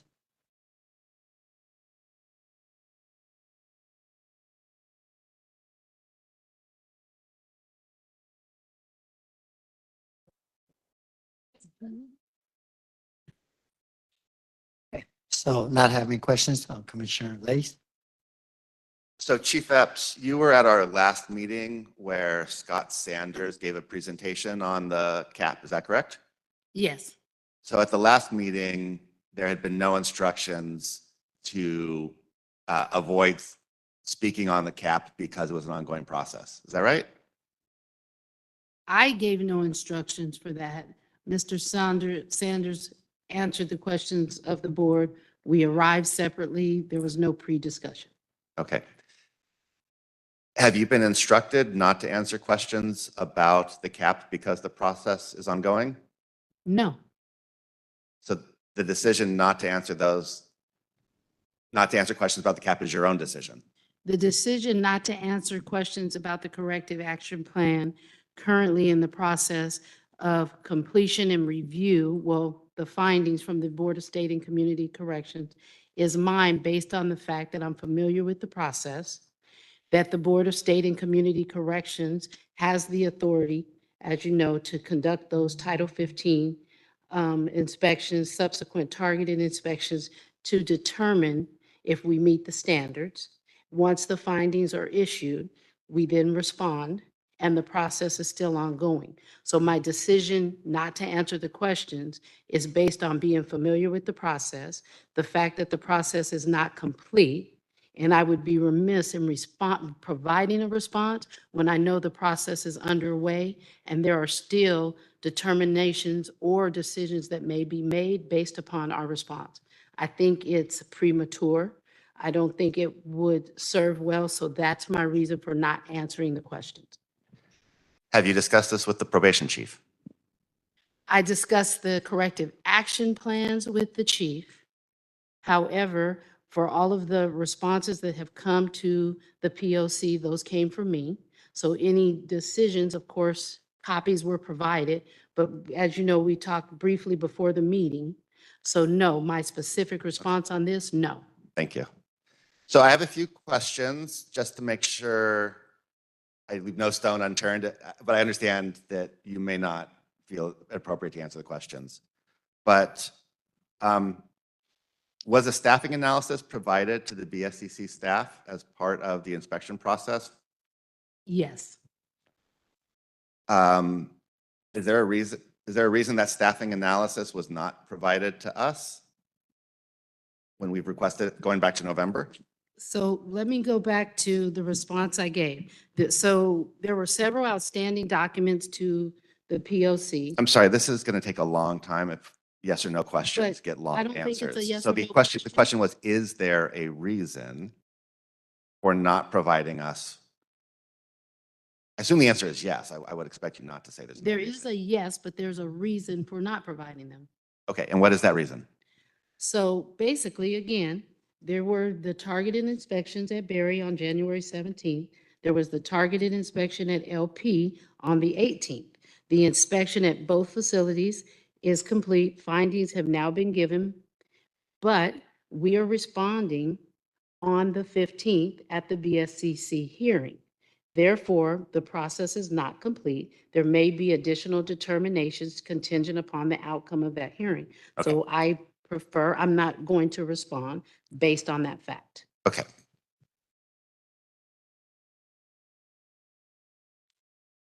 The job of the Probation Oversight Commission, according to county code, is to evaluate and support key reform efforts. So would you agree that the corrective action plan is a key reform effort? The corrective action plan is in response to compliance. So the corrective action plan is an effort to comply with the standards. The reform efforts and reimagining justice is looking at the system. So yes, if we're adding it to the purview, it could be something limitedly within that scope. But I don't agree that that is fully reimaginative, whereas this is a compliance issue with the standards. The code says nothing about reimagining youth justice or anything. It says evaluate reform efforts. You don't believe the CAP is a reform effort? The CAP is an effort to comply. Reform is the total system. And perhaps my interpretation of that is not the same because I'm newly entrenched in the process here in LA. So perhaps my newness doesn't have the same scope. I think you're to answer that question is exactly why this motion is necessary.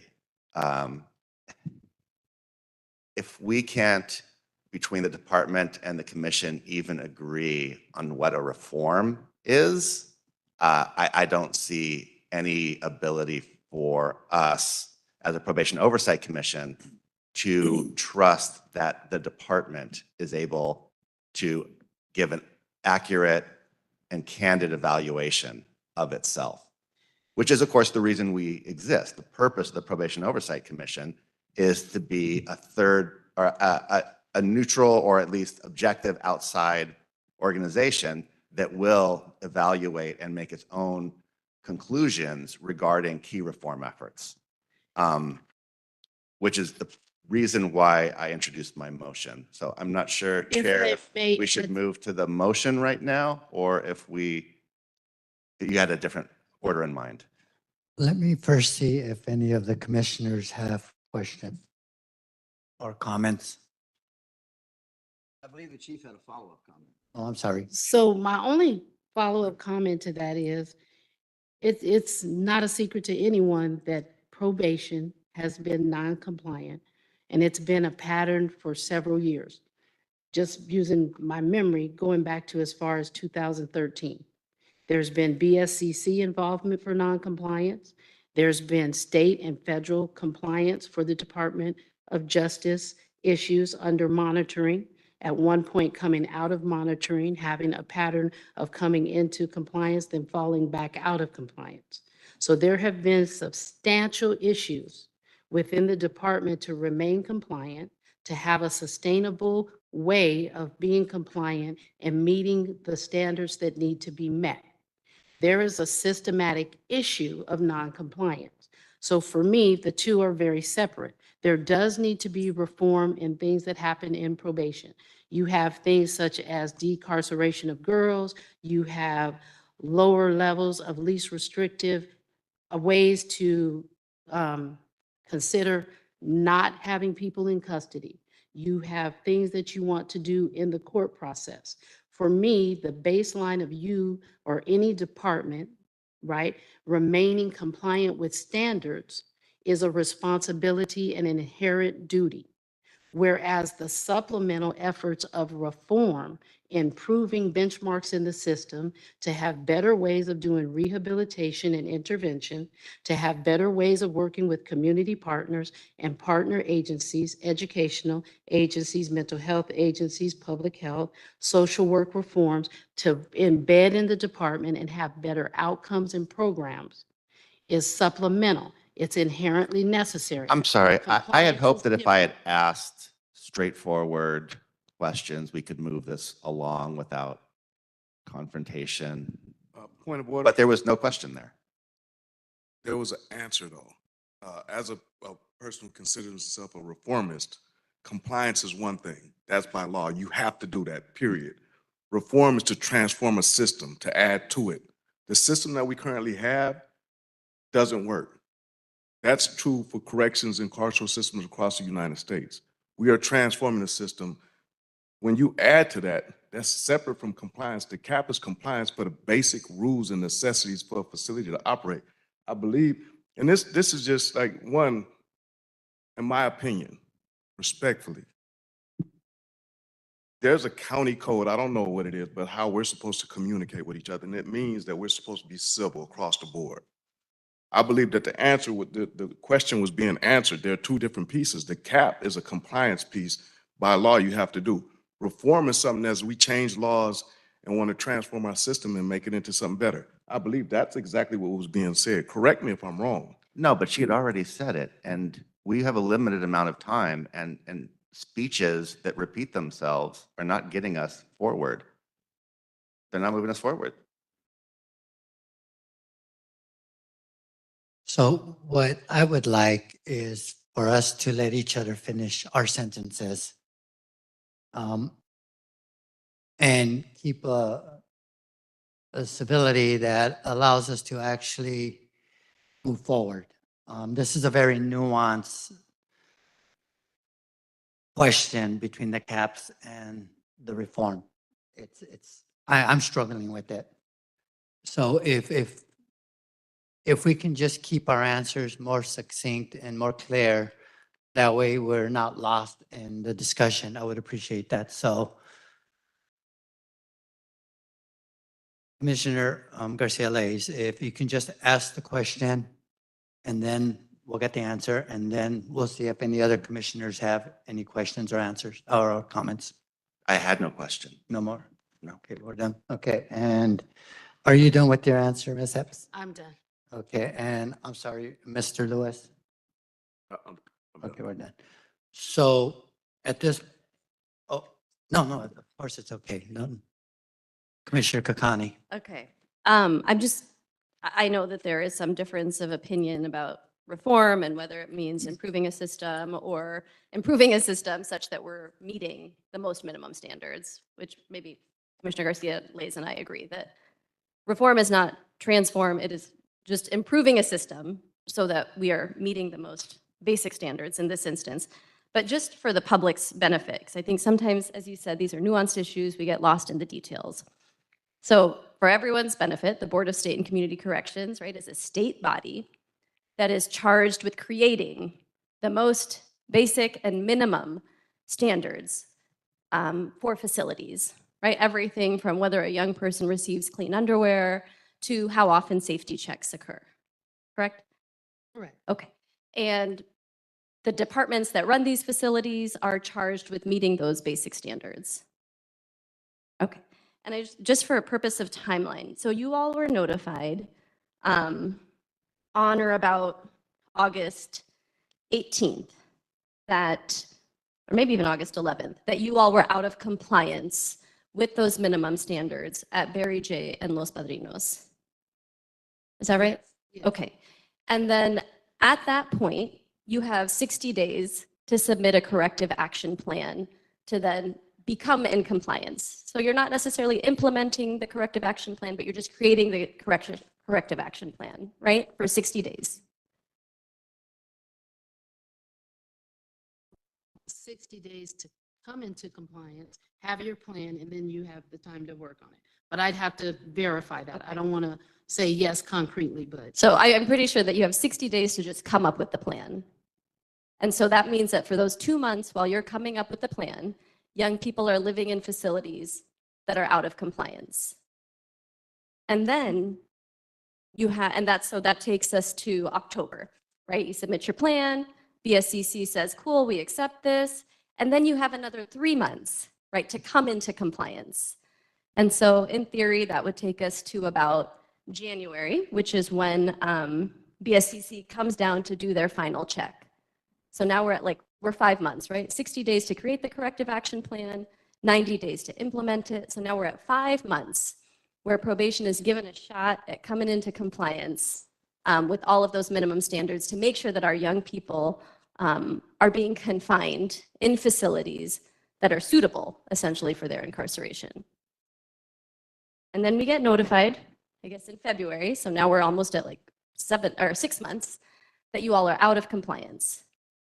So that's now 6 months where young folks are living in facilities that are not meeting the most basic standards. And as you said earlier, right, we had an in-custody death in May where, I mean, that safety checks aren't even happening feels like heart-wrenching to me when we know that that very well may have been the cause for why this young person passed. And so I just, again, just for like the education of all of those listening in, that's a long period of time, 6 months, where we've been out of compliance. And I understand that, you know, you're in the position where things are in flux and you don't want to provide anything, but I mean, even the Public Records Act, right? That's a state act, requires, and I'm just going to read from it so that like everyone, again, is like on the same page here. So the Public Records Act requires government entities to provide public records, right? And those include any writing containing information relating to the conduct of the public business prepared, owned, used, or retained by any state or local agency. So the writings that you all prepared, the staffing analysis, the fire safety plan, the safety check plan, the trainings, the manuals, those are all public records. And by law, you are required to make those public. And so when the POC is asking that those be provided and has been for months now, it feels just wildly inappropriate and also just like circumventing the law when we don't provide those things. So it's just not just more of like a comment and a reaction to where we're at right now. Commissioners, questions, comments, follow-up? Commissioner Meredith? Yes, a couple of things on the motion on item 2. On item 2. Wait, we haven't made that. I was going to ask questions about the document. Okay. just basically on the Board of Corrections report. Done there? Okay, so Commissioner Garcia Leyes, please briefly introduce your motion, and we will ask if there is a second and then open up for discussion specifically on the motion. Thank you. So we've been here before. I remember quite specifically having Chief Gonzalez on Zoom and stating that it appeared to me that the only explanation for the department's conduct was that it was attempting to avoid embarrassment. That has consistently been the best explanation for this department's conduct for years that this commission has existed. It has been trying to avoid embarrassment, to put a positive spin on where it's at any given moment, to tell us that what appeared to me to be impossible goals are not only happening, but are successful. The fact that we're arguing over whether or not meeting the cap is a reform effort is absurd. Of course, it's a reform effort. Getting from non-compliance to compliance is unquestionably something that is under the purview of the Probation Oversight Commission. So when we've asked for any documents regarding this whole process, we have been told no. As Commissioner Kokani just pointed out, and I agree, in violation of public records law as well as Los Angeles County Code that deals with this commission. So the best way to explain what's happening is really obstruction. And it's not a new process. It's been years of obstruction of our attempts at inspecting and assessing reform efforts. So I wish I had done this last month, but I'm introducing a motion that recognizes that the department has been stonewalling us on these issues, has intentionally been trying to obfuscate what's been going on, to give speeches at meetings instead of answers. And as such, I therefore move 4 parts. 1, to direct the Office of the Inspector General to subpoena all available records regarding the adequacy of staffing at Los Padrinos Juvenile Hall. And I think the BSCC has quite specifically described that there was a staffing analysis provided to the BSC staff by the department. That's what I'm referring to. So that staffing analysis should be given not just to the BSCC, but to the Probation Oversight Commission. Second, that we create an ad hoc Los Padrinos CAP inspection committee to immediately conduct an on-site inspection of Los Padrinos. We don't have time to drag this out for months, I think, at this point. If we had started earlier, this is something we could have done as a whole body, but the motion is to create a ad hoc committee to do that. Third, to produce a short written report immediately on whether or not the cap has been successful. And by short, I mean, I'm imagining a 2 to 5 page report that really takes a look at our inspection report from before the cap and looks to identify whether or not the issues we identified in the first report still exist after the cap has been completed. And then the final part deals specifically with the obstruction that we've experienced and says that the newly established CAP inspection committee should be instructed that any failure on the part of the department to reasonably provide documents shall be interpreted as evidence that the department has obstructed inspection for the purpose of hiding the department's failure to successfully implement the corrective action plan.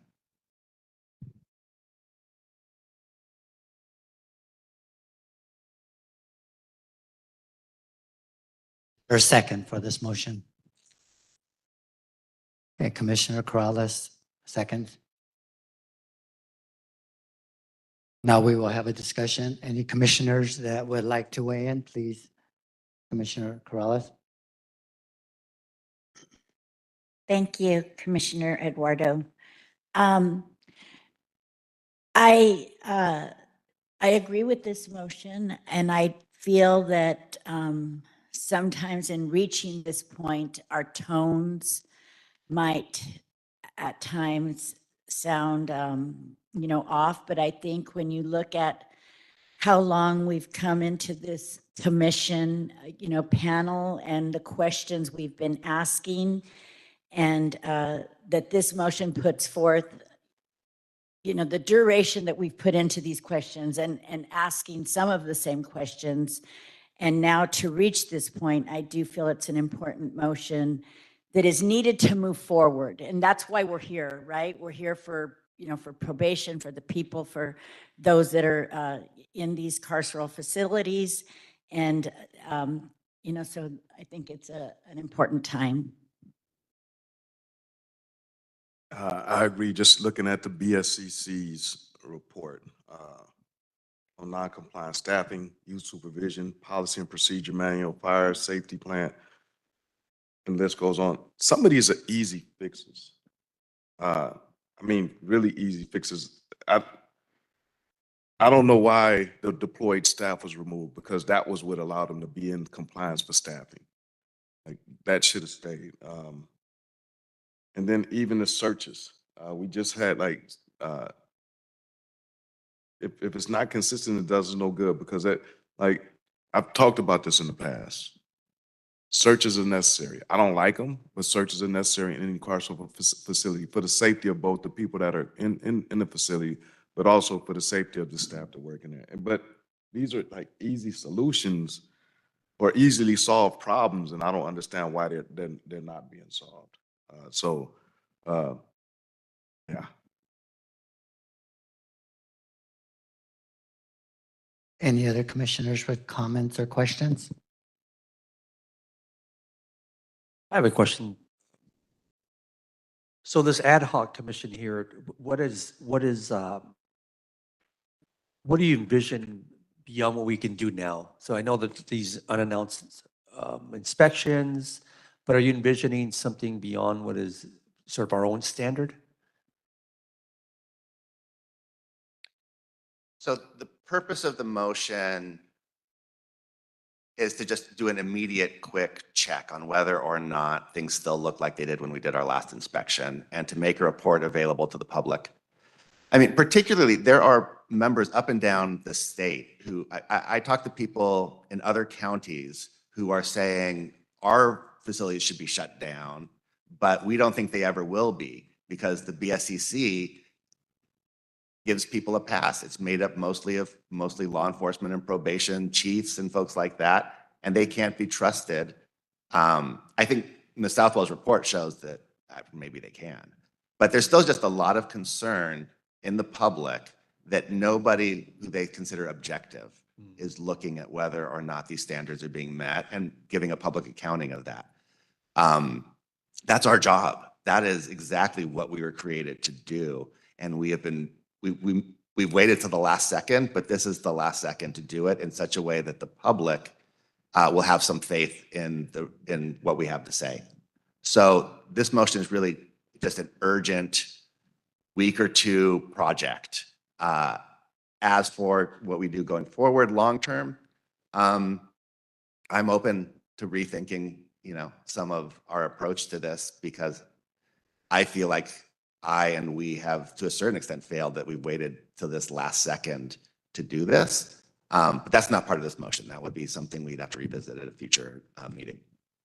Thank you. Tell me how that subpoena would look. Is there specific items we're asking for? Specific documentation that we know exists and what it looks like? So I believe the subpoena may be moot, in the sense that I suspect after the meeting that the BSCC has on the 15th, that the department after that meeting will be willing to share this with us, and so a subpoena will be unnecessary. But we're not there today, right? Where we're at today is that the department continues to refuse to give us the staffing report that it gave to the BSCC. So if I were the report from the inspector from the BSCC didn't come out. I didn't get a copy until 10:30 last night, so the motion text doesn't include it. But in the letter, they specifically say a staffing analysis was provided to BSCC staff. Chief Epps has acknowledged that that was true. So it's that staffing analysis is what the subpoena should be for. So where you land on this, from my perspective, is how you view reform and how you view what the department is responsible for doing now. When I look at the cap, I don't look at it as reform. I look reform any effort that we're trying to do in decarcerating, how we operate within the hall, how we change things. For example, the credible messengers. That's a huge reform. The cap requirements basically answer one question: are we doing what we're supposed to be doing? It really doesn't measure reform.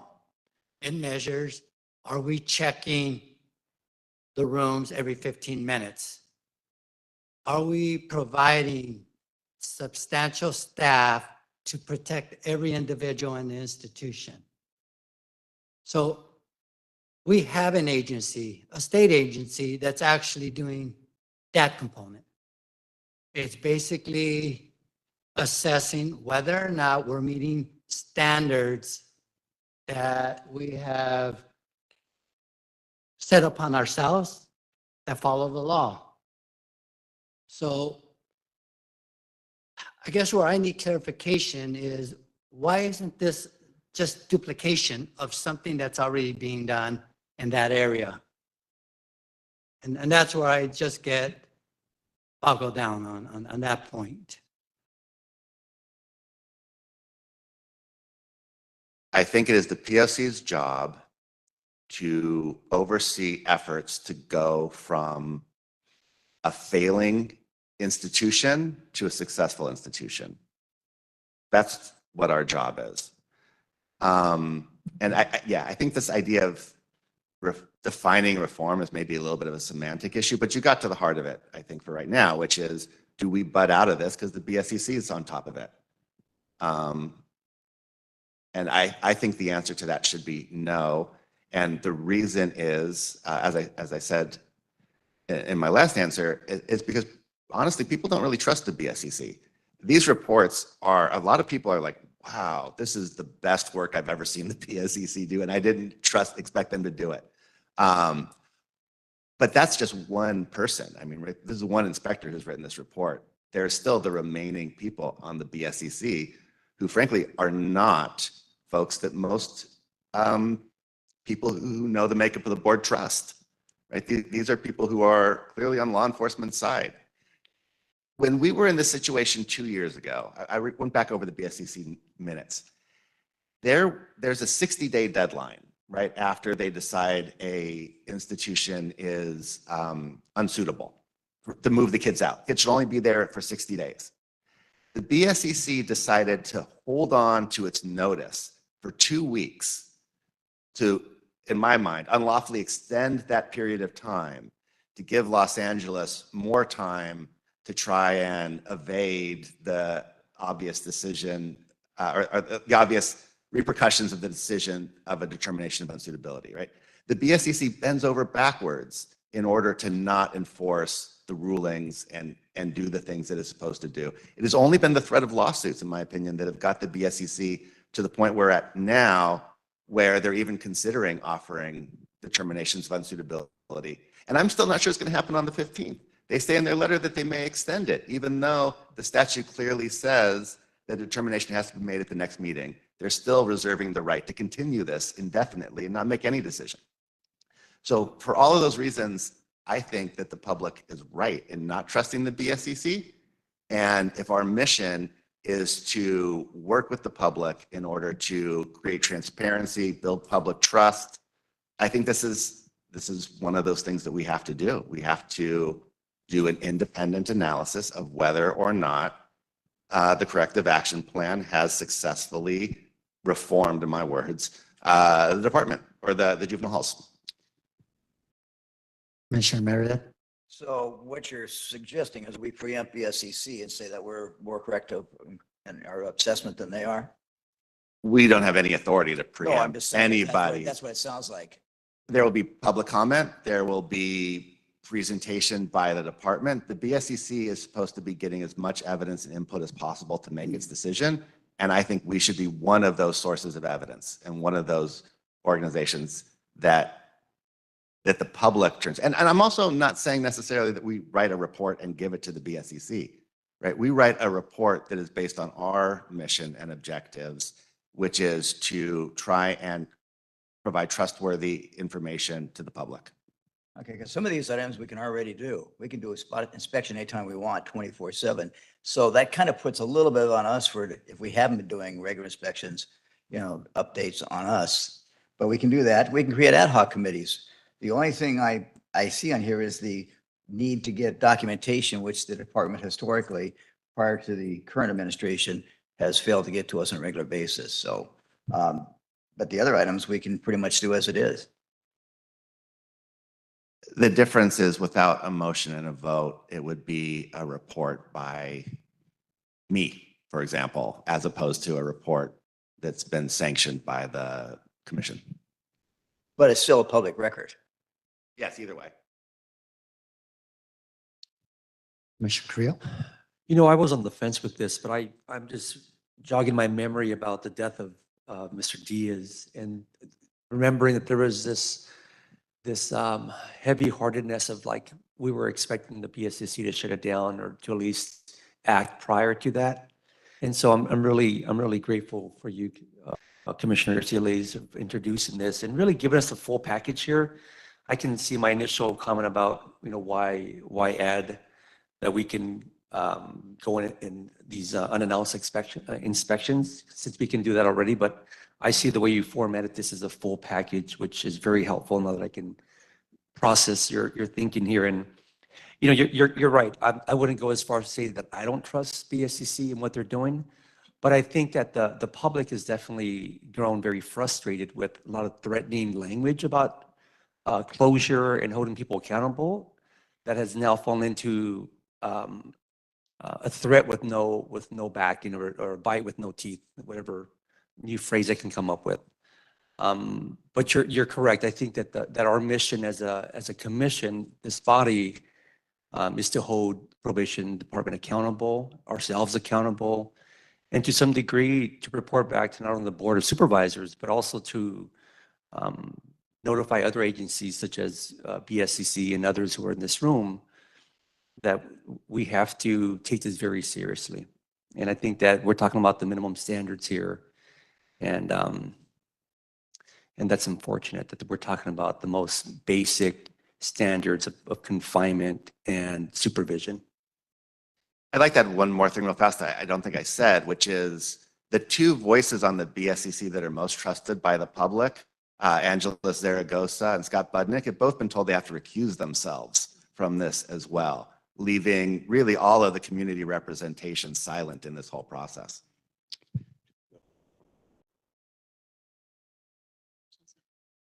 Commissioner Terry?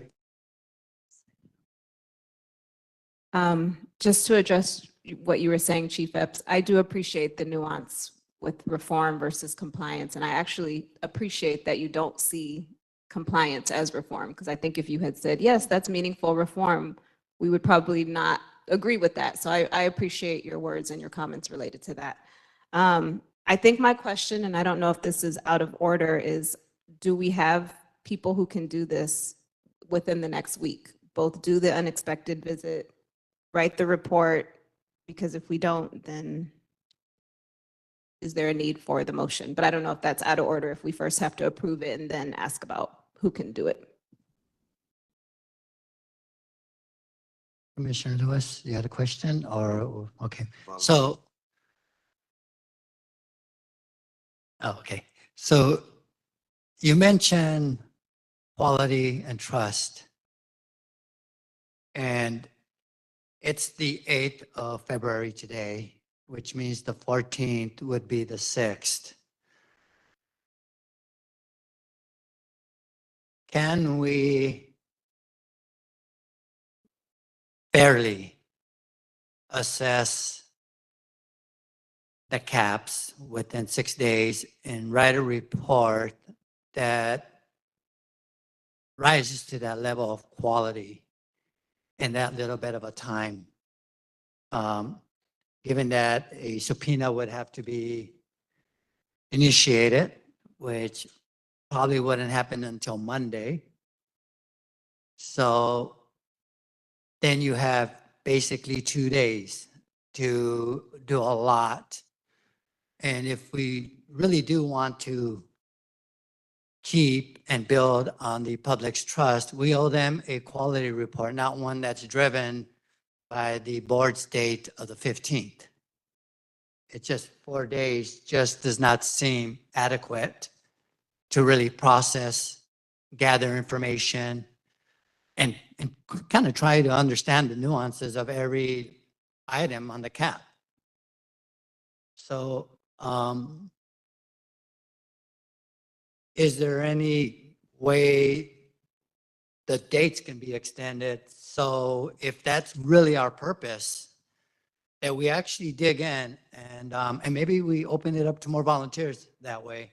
But this is a very, very, very short period of time. So I imagine the subpoena will take weeks and or months. So I'm not suggesting that we wait until after the subpoena before doing the other steps of the motion. They would two sort of separate things. One is begin the subpoena process, but the second is to do a report. Commissioner Terry's concerns about making sure we have enough people who can volunteer to do it are totally important questions. And I think your concern, can we do this in time, is also totally valid and is probably the best reason not to move forward. But if we don't do this right away, then really what we're talking about is a sort of a post-mortem on how we got to where we'll be in a week or two, which is important, but that's something that we could spend months on. And I don't think we really did following the shutdowns of Central and Los Padrinos, and is probably a very good idea. But I think, yeah, a postmortem on what happened after the BSCC votes is a very different thing than providing input at this stage when it still matters. And on top of that, I was part of the PRIT team. And for years, I've just been a little bit beside myself that no one would just basically pull the trigger and do subpoenas. After a month, the subpoena should have been done. I mean, allowing the administration to get passes and come back is why we're here. I'm 100% on board. I just have a problem with being able to do a quality report by the 14th. The one other thing is with that in mind is why I limited the scope to just the staffing issue and not to the entire cap. So if it's a staffing issue, then the subpoena will be required if we want documentation. We can go and ask for the documentation in person. We may not get it, but we can do an inspection. We can walk from unit to unit and see how many staff are there. We can see how many staff are on one side of the red doors and how many staff are on the other side of the red doors. That's something we can do with our existing authorities. So if we walk into Unit Y and there are 15 staff because we have 13 one-on-ones, what would our assessment of that be? Within compliance? If we walk into the field and we see 13 kids and 7 staff, 3 that are not actually deployed, 3 that are not even assigned, 3 who maybe are just leaving the facility, how do we determine if they are the individuals that are part of the staffing? I know that I don't have the ability to determine what the staffing patterns are. And I don't even understand how they legally are derived. I mean, the thing you learn if you've been in the system for a long time is you have ratios, 10-1. I don't know what that means. Is that 10 staff in the hall, in the unit? Or is that just 10 staff within the vicinity? It just seems like the complexity of doing that is beyond our scope within this little bit of a time. Well, it's beyond my scope. I should speak for myself. Exactly what we do time inspections for our inspection reports. So we don't have to necessarily use Title 15.1 for the basis for our reports. Our reports are based on our observations. Okay.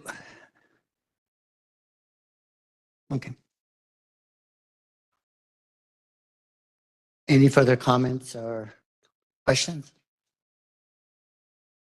Okay, Wendy, do we have? One more thing. I know we're thinking about just time and people's abilities to go into the facilities, but is there also staff that can accompany commissioners, or can we be accompanied by someone outside of a staff member? How does that work, Wendy?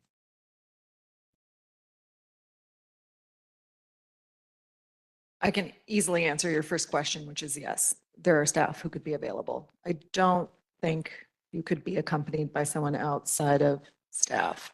It depends on who we're talking about, whether they would be allowed to enter the facility otherwise, but staff could be available. Okay, that was more about the question, in case they weren't available.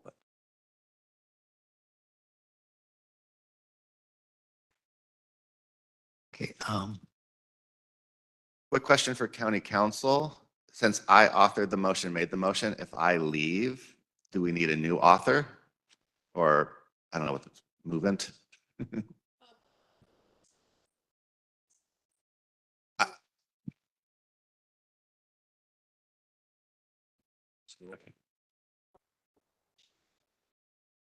So I apologize. I have a prior engagement. This is the first time I've ever had to leave a POC meeting early, but I've let everybody know as soon as I could, but I have to go. But this conversation has been exactly what I hope for from this committee. And so I'm going to be very happy with whatever the results of the vote is. Thank you. Oh, and if there is volunteers for the ad hoc committee, I volunteer.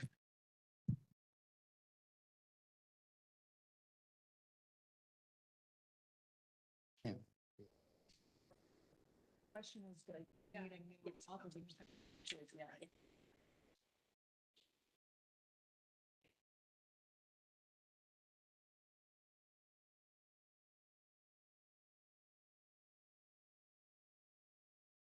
I think let's go with someone else.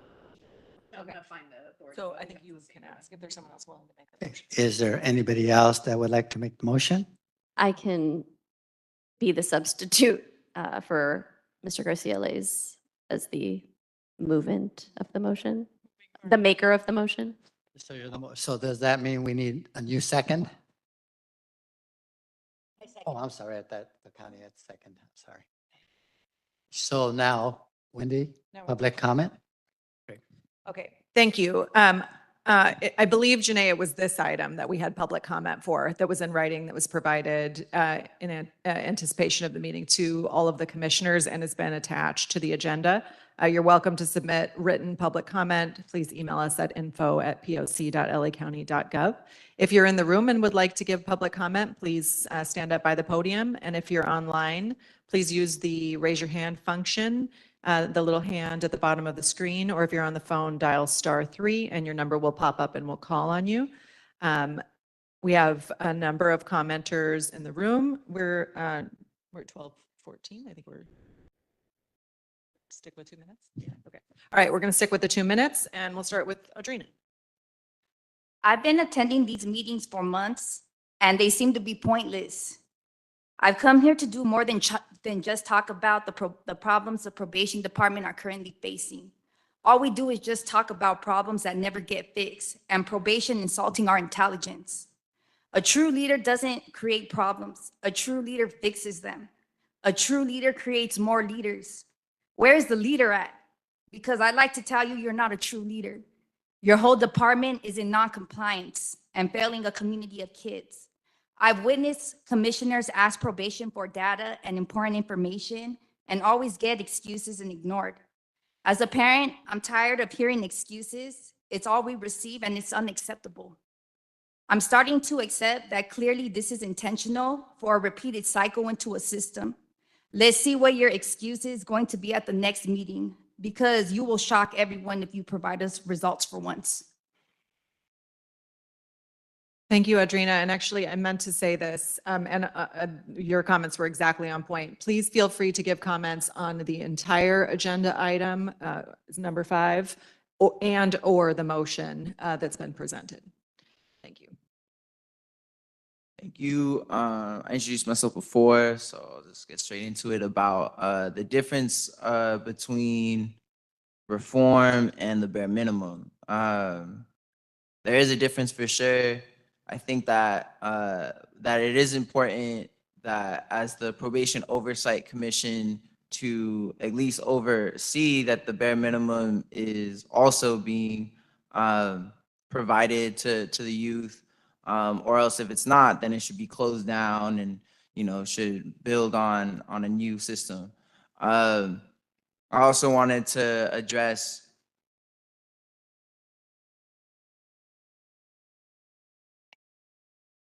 No, I lost my thought. Probation Oversight Commission, yeah. That it's important for transparency in the Probation Oversight Commission and to provide that to the public. So I do really think that the motion is necessary for the subpoena. I also think it shows the authority of the Probation Oversight Commission to push for transparency with these documentations. And like, even though that the subpoena might go for like months, it's still an important move to see that like transparency is important to the public. Thank you.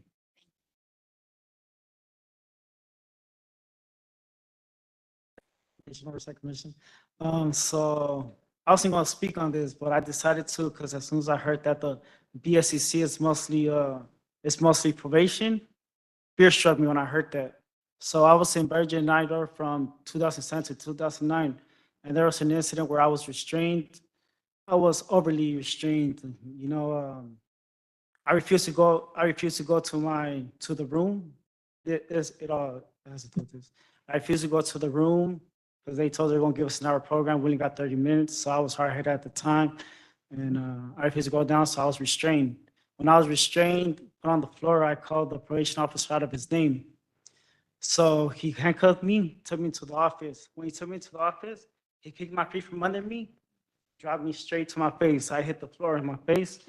And so while I was in the office, there was a senior probation staff there, and their probation staff, I heard one say, "Hey, leave him alone," and the other one said, nah, just let him do what he has to do. And in doing so, he told me, call him the same name again. I did. He grabbed my shoulder, and I just heard it pop. So the reason I bring that up is nothing was ever done. Of course, I refused to say anything about it at the time. I was a criminal, and I was sticking to the, don't say nothing. So I didn't say nothing, but overall, it's like their own staff didn't hold them accountable, and that's what I'm seeing right now. That's why I chose to speak on this. Thank you. Thank you. Thank you for sharing that. My name is Jazara Holiday from Youth Justice Coalition. During the month of love, we need to do just that and show our young people love and support by declaring a state of emergency and decarcerate all eligible youth. Cut the 247 vacant probation positions. Probation has received $6.6 million to increase their salaries when they already aren't coming to work or is all around unsuitable. No programs, drugs, probation officers making/instigating fights. This is not how we show our young people we care for them or love them. Again, decarcerate all eligible youth. You guys are not even in compliance and haven't been for the last 150 days. 8% is nothing.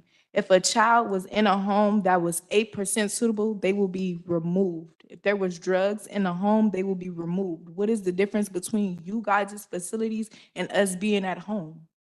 Thank you. Thank you. Good morning, commissioners. I just want to come up here and push forward what Commissioner Lewis said. These are easy fixes. A lot of times, like, we throw money at everything else, safety and security officers, a bunch of other things, but we didn't throw money at these issues, and these have been concurrent issues, and LP just reopened in July, so I think that that's something that we should have focused on a little harder, just putting more money into those issues, especially since it's only been 6 or 7 months since it opened. And also, I just want to add, like, I don't know too much about ad hoc committees and reports or anything about that, but I feel like this commission is the first of its kind, and if it can do something, it should do something. Thank you. Thank you, Tyree.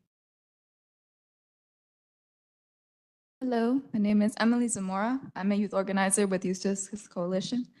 Thank you. And I'd like to invite y'all to think about what loving our youth means to you. Take a second to really think about that, because a lot of the lives of our youth are in the hands of groups like yourself. So to me, that looks like surrounding our youth with family and community, providing spaces and tools for them to heal, and investing in transformative justice alternatives to incarceration. And currently, our system-impacted youth detained in halls like LP and BJ are surviving under inhumane conditions, which we've heard a lot of y'all talk about today. So much so that even probation staff are not willing to show up to work, and the ones that do further traumatize and harm our youth. And these attacks at the hands of probation don't seem to ever find a limit, clearly, right? We lost Brian Diaz, we lost so many other youth, and I don't see any movement happening on that. How many more kids have to lose their lives, get beat, and get denied their most basic necessities for change to happen? I also want to bring up the fact that that conversation about reform, that was necessary because of the fact that these youth aren't even being met with the basic needs. So when their basic needs aren't met, those basic necessities feel like reform. It feels like change, but it should have been there, period, to begin with. We've seen probation fail our youth inside, BSCC's excuses to try and keep open rundown facilities that continue to harm our young. And so I urged POC to do the right thing by our youth and to use your subpoena power as a step towards holding probation accountable. We've had a lot of conversation today about accountability, and that accountability is not there. It's not at BSCC, unfortunately. And the only space I really see that taking place right now is at POC. So we really need to get that subpoena power in place and stand up for our youth. Thank you. Thank you. Hello, my name is Jeffrey Hines. Once again, I'm the Youth Development Coordinator at Youth Justice Coalition. And like some of my colleagues have came up here, this is the season of love. And we do need to love our youth. I came up here and said that this is why a lot of times that they're acting out, because they don't have love, they don't have attention. And we need to draw attention to what's going on the inside. There are gladiator fights that are happening that are being put together by the people that are hired to protect and to look after our youth. That doesn't sound like love. They are in there in inhumane conditions that probation officers don't even want to go and enter it. That doesn't sound like love. Now imagine if this was a youth that was close to you, it was one of your children.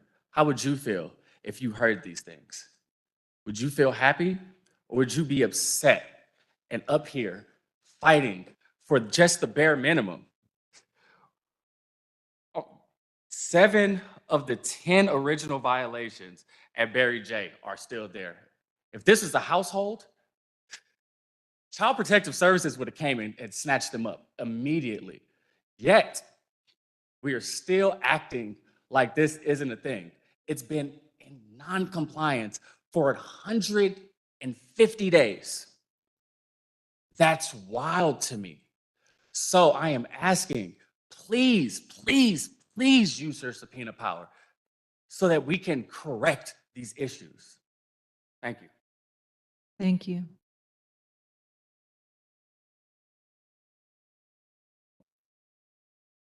Hello, Lena again with the Children's Defense Fund and Layup. I just want to urge every member of the POC to please vote for the motion that Sean Garcia Leyes put forward. I think finally acting on your subpoena power is has been a missed opportunity for a really long time. And this is the point where you can make those amends.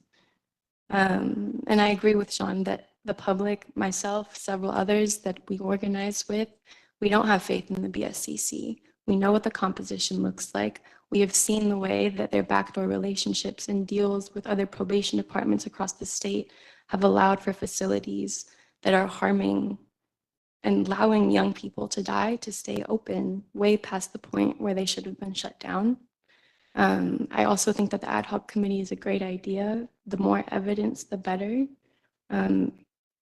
Yeah, please vote on the motion. Thank you. Thank you.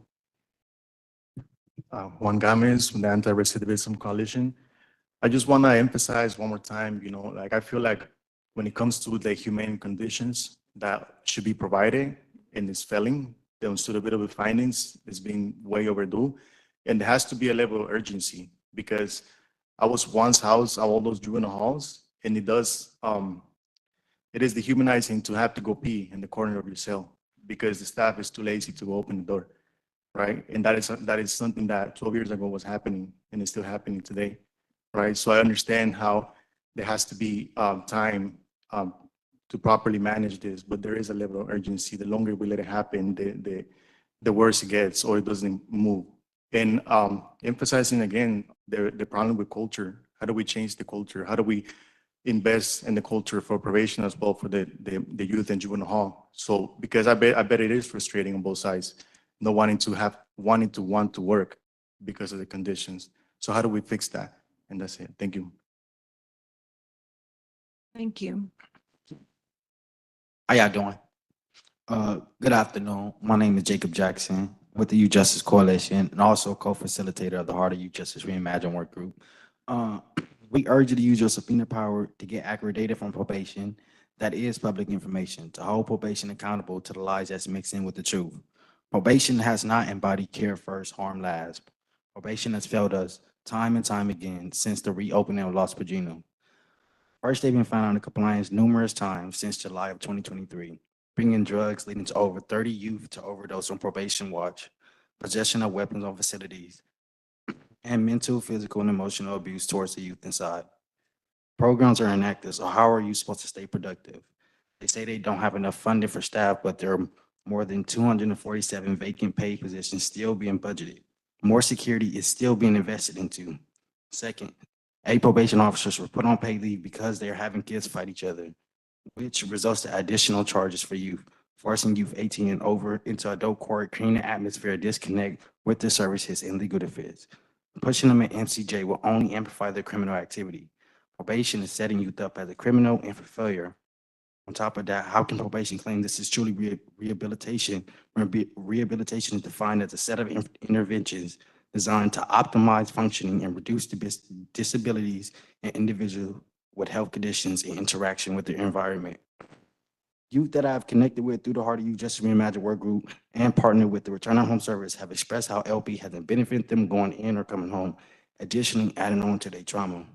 Once again, we urge you to use your subpoena power to get accurate data from probation that is public information to hold probation accountable to the lies that's mixing with the truth. Youth can't get well in the cell. If you don't have the right settings and emotions are in disarray, poor lifestyle leads to poor education, and poor education leads to poor judgment, leads to poor outcomes. And we have to acknowledge that youth have mental health issues, and we have to humanize them. Just like Jeff said, emotional wellness is important.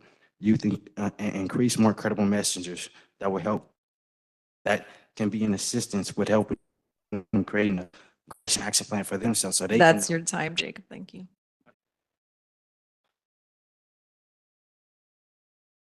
How you guys doing? I'm gonna go ahead and be the bad guy up here. First of all, you guys talk about being a third party unbiased and and not trusting the BSCC. Well, first of all, before even that, you guys would sit here and allow Ms. Deputy Chief Epps to be disrespected the way she was with being interrupted. I think only one person actually stepped up and said something. This is the second meeting where that's happened, but she's been so disrespected. I just noticed that. I don't know how she felt about it, but I saw it. I felt disrespected for her. I just wanted to point that out. Also, who is the public we're talking about? Is we talking about the regular people out there every day with their kids going to school? Or are we talking about, and I'm gonna be the bad guy, CBOs? who plan to profit and benefit off the destruction of probation. Keeping it real. Probation goes down, they get the money. That's where it comes from. Or are we talking about the regular victims out there who have their kids going to school traumatized? Do we ever talk to those people? Do we ever go to just a regular average school, regular average church people, just regular people who haven't got no point of view of a CBO or not part of probation? That's the public to me. That's who I would consider the public. The person that's just walking to the store, not nobody with a CBO title that benefits from the destruction of probation. And like I said, I'm gonna be the bad guy, and I'm just go up there and say that. It's just, I'm in one of them moods today. But once again, you guys go ahead with the motion. The BSCC, yeah, they full of law enforcement, but they have been holding everybody accountable. And the motion was put together by someone who put the lawsuit on the BSCC. So it's like, who do we trust?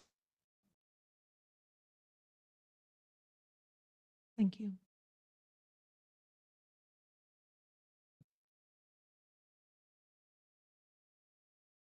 Okay, I want to give a moment of silence for a couple seconds for the people that we lost inside the facility. So I also want to be thanking the people that volunteer. I appreciate that. And I'm here back again on April. I was here back in April in 2023, and I'm here in 2024. I'm surprisingly that I'm here back again for no change of the POC, you guys heard all we the people. I feel that way. I'm sorry that I can't explain everything, but I feel what they're going through. I believe what they're going through, and I have faith that POC have feelings for us because we are parents. We have a whole life ahead of us since our children are growing up, and I believe we should have a lot in our minds. And it's not just our safety, our education, our health. It's this disadvantage of all these children that have for the future. And I believe on these kids, and it's because it's been 18 years that this system has failed, not 115 days. It's been 18 years because I am one of those parents that was a teen mom. And of course, the father of the kids was a teen dad in and out of jail, and I seen it. There's no good education. There's no rehabilitation in this program. And I'm here because I'm a speaker and I know what it is. And I know I want change for everybody, not just LA County, the whole nation. Why not? And it's a big change, and here I am. Thank you. Thank you very much. There are no further public speakers in the room. Ismael, do we have anyone signed up online? Chair Mundo, I'm going to ask your indulgence. I start my remarks at the beginning of every POC meeting that says, I'm going to read it, what it says in the script. We encourage real public participation in our meetings. Thank you to the Youth Justice Coalition and the Anti-Recidivism Coalition, the Achuchas, CDF. We got lots of community organizations who showed up today to give their participation, share their personal stories. That takes a lot of effort. And parents in the room and family members of people who have been incarcerated, I thank you warmly for your participation in today's meeting. And Mr. Bell. And Mr. Bell. And Mr. Bell, I want to uplift that also. On my way here, I was having a discussion with my colleague, Commissioner Carrillo, just about the importance of many voices. And for me, someone who's been in the probation department, worked 30 years, sometimes I get procedural. I lose sight of the other elements. And commissioners here bring me back, kick me on the ankle, but push me on the arm. But I'm going to share with you that none of them have made such persuasive arguments as you did today. And this is what the PLC is for your voice, for the voice of probation, for the voice of the administration, and everybody in the system. So thank you. With that, I'm going to ask the commissioners if they have any further comments or questions. Commissioner Corrales. Thank you, that's okay. Yes, first of all, I just want to give, thanks to all those that came up and made public comment and sharing your truths and also thank you for the encouragement and the support to the POC, because a lot of times we get told off too, just because we haven't gotten the answers. I think it's long overdue. And, and I also just want to say I was in Pelican Bay last month in Pelican Bay State Prison.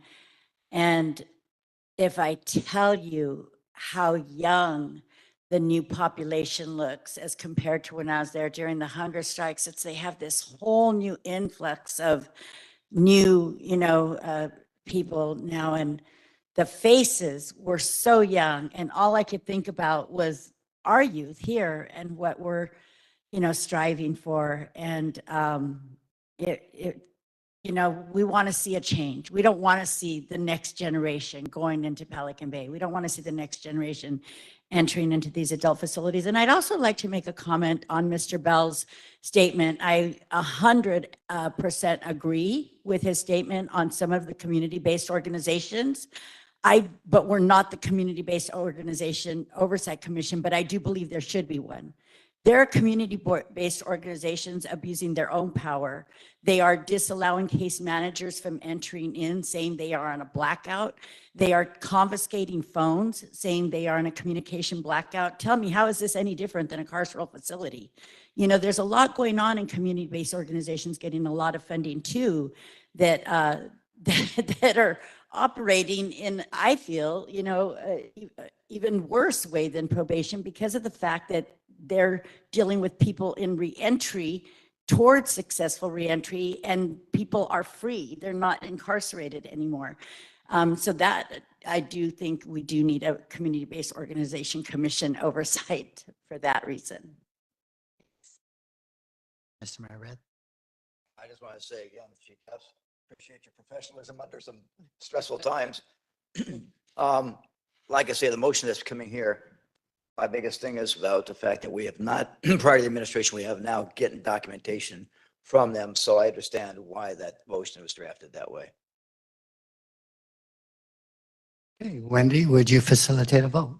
Yes, and for those of you who can't see this online, we currently have 6 commissioners present, which is a quorum, and that means that we'll take a vote, and we need 4 yes votes for the motion to pass, a majority of the commissioners present. So I will call the roll. Commissioner Canales? Yes. Commissioner Terry? Commissioner Carrillo? Yes. Commissioner Garcia-Leyes is absent. Commissioner Jackson absent. Commissioner Kokani? Yes. Commissioner Lewis absent. Commissioner Meredith? And Chair Mundo. So with 6-0 and 3 members being absent, I'm sorry. Yes, 6-0, 3 members being absent, the motion passes unanimously.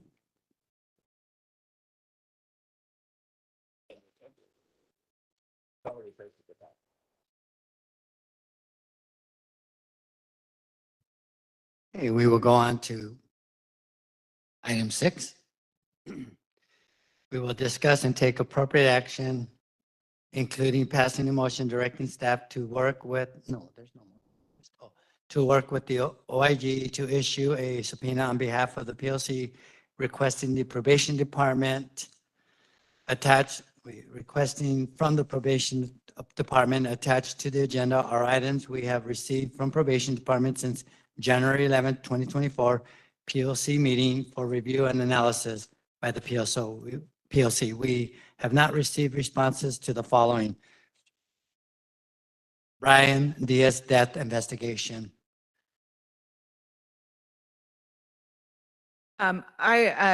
Commissioner Meredith stole my thunder a little bit, but I was actually going to start my presentation here with gratitude for Deputy Chief Epps. The rate and thoroughness with which the items have been received that we requested over the last month since the last meeting is unparalleled over the 3 years of the existence of the Probation Oversight Commission. Deputy Chief Epps actually responded to all of the items. There just were 2 items in which the response was not accepted by the commission, which are the BSCC item, which has already been dealt with, and the issue about the Brian Diaz death investigation. But I wanted to be clear that she did respond to the question, both in writing and then verbally at the last meeting in January regarding the department's position about not speaking about pending litigation. I don't want to put those words in your mouth, Deputy Chief Epps, but I think that's what you said. I'll let you clarify that in a second. But there's a long list of items that were received. They have been attached to the agenda for transparency purposes. So we have a list of items that have been received up to and including yesterday that met all of the other requests. And some of those were follow-up requests regarding former presentations. Some of them were long-standing requests from months ago that the POC had made. So thank you. And I don't, unless there's something that you wanted to add about the Brian Diaz death investigation questions, I think that we are not expecting a presentation on this item. There are only 2 big questions that I can respond to. One, there was the question of who's conducting the investigation. The responding agency was the Los Angeles Police Department.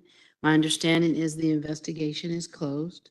We do not have a liaison assigned to work with the Los Angeles Police Department because there is no investigation that's happening. The third question was, had we opened up an investigation? And again, I'll state what I stated at the last thing. We don't respond on personnel matters that are open. I can't confirm or deny that. The last thing I wanted to note, we did locate Brian Diaz's personal effects, and arrangements will be made to return those items to his mother. Okay, commissioners, if you have a comment, question, Mr. I Mayor. understand the nuances, and then this is the Los Angeles Police Department. If they close their investigation, if the Los Angeles Police Department has closed this investigation, I would encourage that the chief, if not, I can do it through Supervisor Barga's office, take another look at it, because my information that the suspect that provided that in contraband at the facility is known and should have been followed up on. That's where my point was on this. So.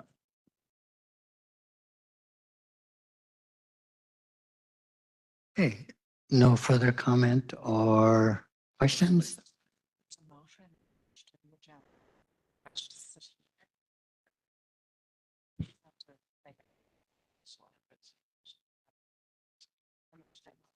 Okay, there is a motion attached, and we will not be moving forward on that, and we will be moving on to public comment.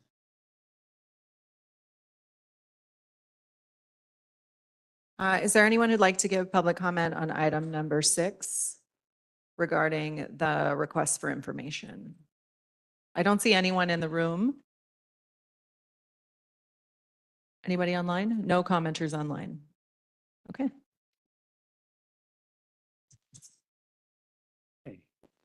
So the presenter for item 7 was unable to attend today, and so we are going to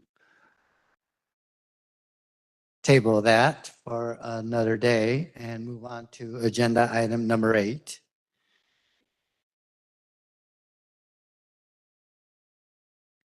So agenda number 8 is to discuss and take appropriate action on updates from the PLC Executive Director. Wendy, the floor is yours.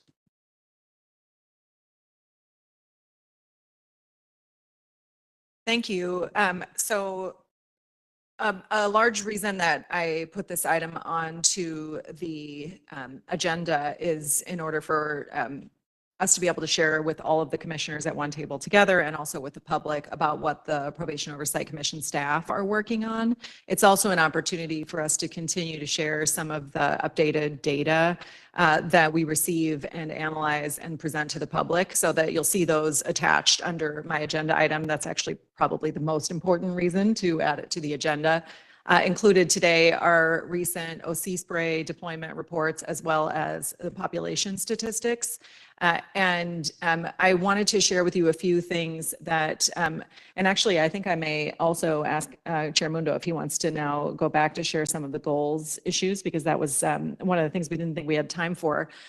But the new leadership team had an opportunity, and by that I mean the POC leadership team, Commissioners Mundo, Canales, and Terry, to meet last week. Was it just last week? To meet last week to talk about the way that the meetings were going to be prepared and run, how we were going to encourage public participation even further, and most importantly, what the specific goals of the commission are going to be, or of the commission are going to be over the next year of their leadership. I'm going to talk about the first two, and then I'll turn it over quickly to Commissioner Mundo. One of the ideas that the commission leadership came up with is one that the staff have warmly embraced and actually already taken steps forward on, which is related to the idea of being able to help individual members of the public to get information about their needs and concerns about the department.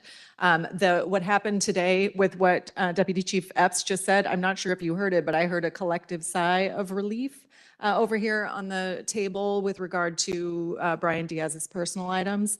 That is an obviously extreme example of what we're talking about, but the commission staff, in particular, my friend and colleague here, Belinda Mellado, is going to be available during our commission meetings to help people follow up with concerns and questions they have directly for the department about their individual cases. And so we will make sure to be able to have a method by which to follow up with those items. We encourage people to come up to talk to any of our staff members, but in particular, Belinda, who will be available to answer questions and have follow-up. Some of those may come up during public meetings, some of them may not. We may deal with them behind the scenes and help to get issues dealt with. So along those lines, we have talked about our communications and outreach and improving participation in our meetings. I will say I'm extremely proud of the participation in our meetings already. You'll see soon we've created Ismael Chinchilla, our communications manager, has created a 90-day report that talks about how many people attend our meetings. And we have often around between 400 and 500 people who watch the meetings in various formats, attending in public or watching on YouTube, watching on WebEx. That's amazing, and also means that there's a lot of outreach potential for us to do. As I said earlier, one of our main targeted areas is families, and in particular parents of young people, but also families and people on adult probation. And there are a number of goals that the commissioners have expressed that relate to that. So we're excited to work with the new leadership team. And do you want to talk a little bit about the goals? Sure. As Wendy indicated, we did meet last week, but I also reached out to commissioners that were not a part of the leadership team to get their input. And we set a broad range of goals and then a specific range. And so we hope to maintain the commission's focus on conducting thorough inspections, ensuring youth in the facilities are receiving needed programs and services, reducing the population of incarcerated youth, in particular by pushing reform of system-wide efforts to reduce the number of youth brought into the facilities in the first place. And that means that we hope to work with law enforcement agencies and inform them of the Reimagine effort that's going on in the county. We set a number of specific goals to measure our progress and success, and they include reaching a point where we are receiving a trusted flow of information from the department, having agendas prepared well in advance to ensure that requests for presentations are fair and reasonable and effective for the commission and the public, expanding our work to include adult and youth field services. We tend to spend a lot of time with the institutions, rightfully so, but there is other work that probation does that lends to the work we do. Pushing the department to improve its data collection, reporting, and analysis to focus on outcomes by role modeling how that can be done with the data the POC receives. Welcoming stronger collaboration with the Department of Youth Development and strengthening the link between probation and the goals of the Youth Justice Reimagined. And finally, continuing to grow the number of people who participate in our meetings. We get a lot of people that are from the public, and no offense to you, Mr. Bell, we love you attending here, but we would love to see more of your colleagues here and hear their voice because they do have a stake in the game, right? And what we're doing. So big goals, but we are feeling energetic and motivated to see all these changes. And with that, I will turn it over to Wendy. Thank you. That's exciting. And I wanted to share that the two POC project directors also are continuing their work in their specific areas. So Danisha Smith is well underway with a couple of reports that we're very much looking forward to sharing with the public, one of which is focused on the demographics of the youth who are incarcerated, in particular in the halls. And I almost said halls in Los Padrinos Juvenile Hall, but also because of when the statistics were provided, also includes young people who are at Barry J.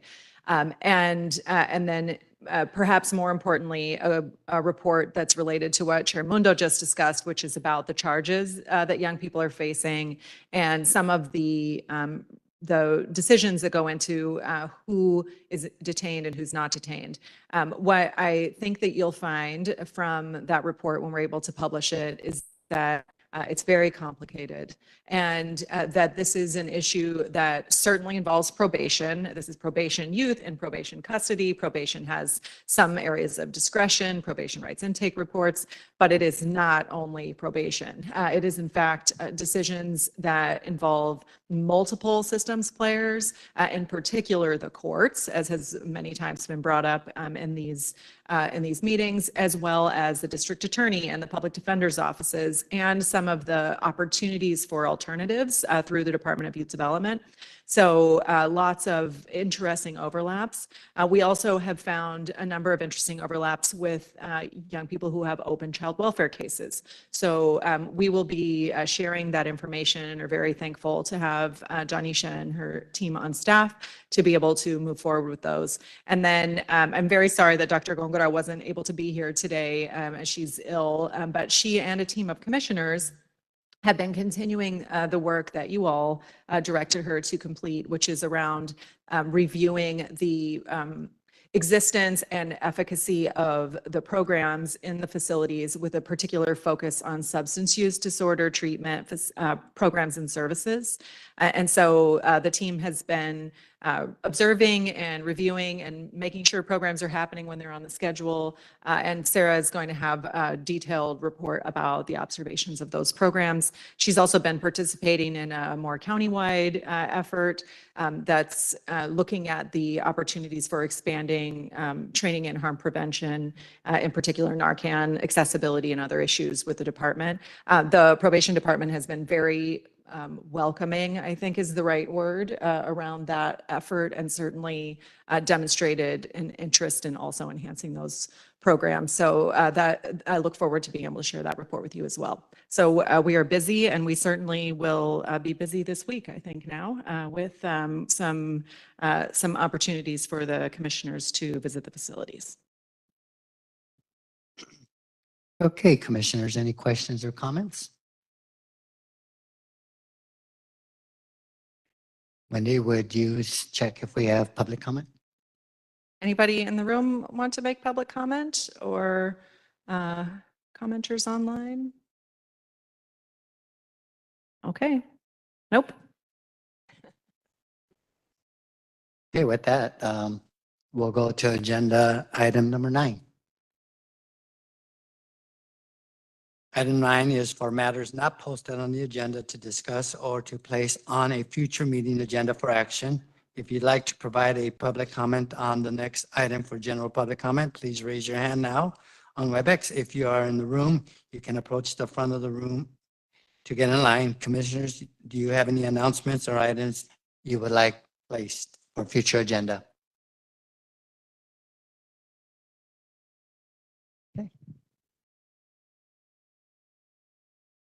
Yes, we can go to public comment. All right, so item number 10 is general public comment. So we'll do 2 minutes for public commenters. If you want to raise your hand on WebEx, use the little raise your hand function or dial *3 on the phone, and we will start with Audrina in the room. Hi, my name's Adrina. I'm a parent. My son being incarcerated at Los Padrinos and witnessing probation destroy all my hard work and everything I built to create a great kid. I came across Youth Justice Reimagined, where I was just trying to figure out a way to help my child and to deal with this for him to be stronger and make it out, even though they're trying to break him in there. And I'm just going to read from this real quick. Right now in Los Angeles County, there are more than 500 youth locked in a cell away from their families. There are thousands more under probation supervision who are just one small mistake away from being separated from their families and thrown into one of those cells. As youth diversion expands and youth incarceration levels continue to dramatically decrease, the Juvenile Probation Department's budget keeps growing. If our best interest was in mind, the funding that goes to locking us up and keeping us under probation supervision would go into building strong support for us in schools, equitably resourcing peace builders and mentors, creating youth jobs and pathways to career, and comprehensive re-entry services for youth coming home from the halls and camps. More than 90% of youth incarcerated in LA County are Black and brown. That is a result of our communities being targeted for generations. All youth deserve multiple chances. Some get them, others do not. Some communities have development while others have containment and suppression. We are product of those communities that are over-policed and disinvested in. We are more likely to make police contact not based on our behavior and how our public resources are being spent. I also want to point out that if probation was in compliance with everything they're supposed to do, what is required of their policy, then people like me wouldn't be here to speak for these kids. But clearly they're failing my child, and I'm not going to stand here and allow a department that is meant to rehabilitate and treat lie to a community about what they do. Thank you. Thank you. Mr. Bell is going to go next, and we see we have at least one hand online, so we'll go to the virtual commenters after Mr. I'll be quick. I just wanted to end on a good note and just say good job to Mr. Mundo for his first full meeting as a chair. That's right. Okay, we have Preston with your hand up online. Feel free to unmute yourself, and we'll get your time started. Can you hear me? Yes, we can. Yes, I would just like to end on, I think we all just have to do better. We just have to do better. We are in a unique position that we can really help these young kids. And it shouldn't be an argument. It shouldn't be a push and pull. It shouldn't be a fight. This should be unanimously like we working together on this agenda because they are being failed. While people are trying to point fingers and not hold other people accountable, I would just say you are in the way. You in the way of the progress that we are talking about that we need to attend to. It's only one way that these kids are being failed when the system isn't being checked and overlooked and oversighted enough to make sure that they are properly rehabilitating them the way that they need to. We need more people to come in to help advocate for these young kids. I hope that with this meeting that it's more results that's going to be coming up out of this from the next time that we talk about this event. But for the people that I heard today that were trying to push away the narrative that it's only the kids' fault, I would really ask yourself, why are you in the position that you're in if you're not here to help? Really, you are in the way, and maybe you need to step down so someone else can step in and do the job that you're not doing. Thank you. Thank you. Ismail, is that the end of? Okay, call-in user 13, and what did the phone number start with?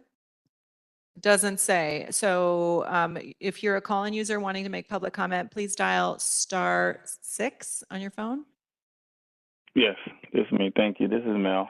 I just wanted to call in and say I just kind of what Mr. Bell said. I really appreciate the efficiency of the meeting, the way it's being ran, and I really appreciate Mr. Mundo allowing people to speak and not cutting anyone off. And just ask that everybody remember that, you know, this is a team effort and we're all equally responsible and we're all we're just all equally responsible. So just wanted to remind everybody it's a team effort.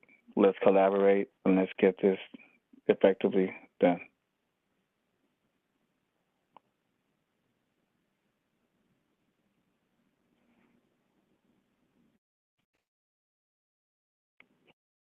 Hey, Commissioner Terry?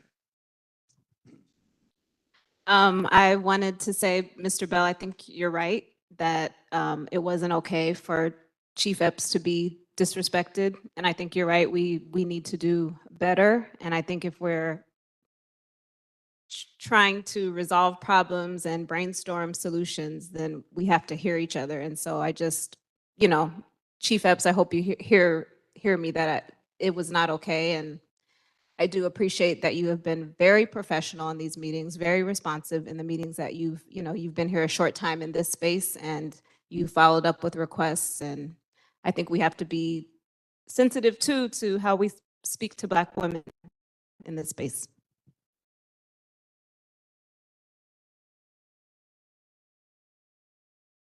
No, I hear you. I hear you. So we're going to go ahead and adjourn the meeting and any discussions outside, please. So thank you all for joining us and sharing your comments. As a quick reminder, be sure to follow us on social media and subscribe to our YouTube channel at LA County POC to receive reminders about our upcoming meetings. Visit our website at poc.lacounty.gov to subscribe to our email listing. Can I have a motion to adjourn today's meeting? Now let's. Seconded. And seconded by Kakani. It is now. Please unmute yourself and vote. Aye. It is now 1:02 on motion by Commissioner Canales, seconded by Commissioner Kakani. Today's meeting is now adjourned. Thank you. Ahead of schedule. Huh? Ahead of schedule. Weren't we slated to go till 1:30?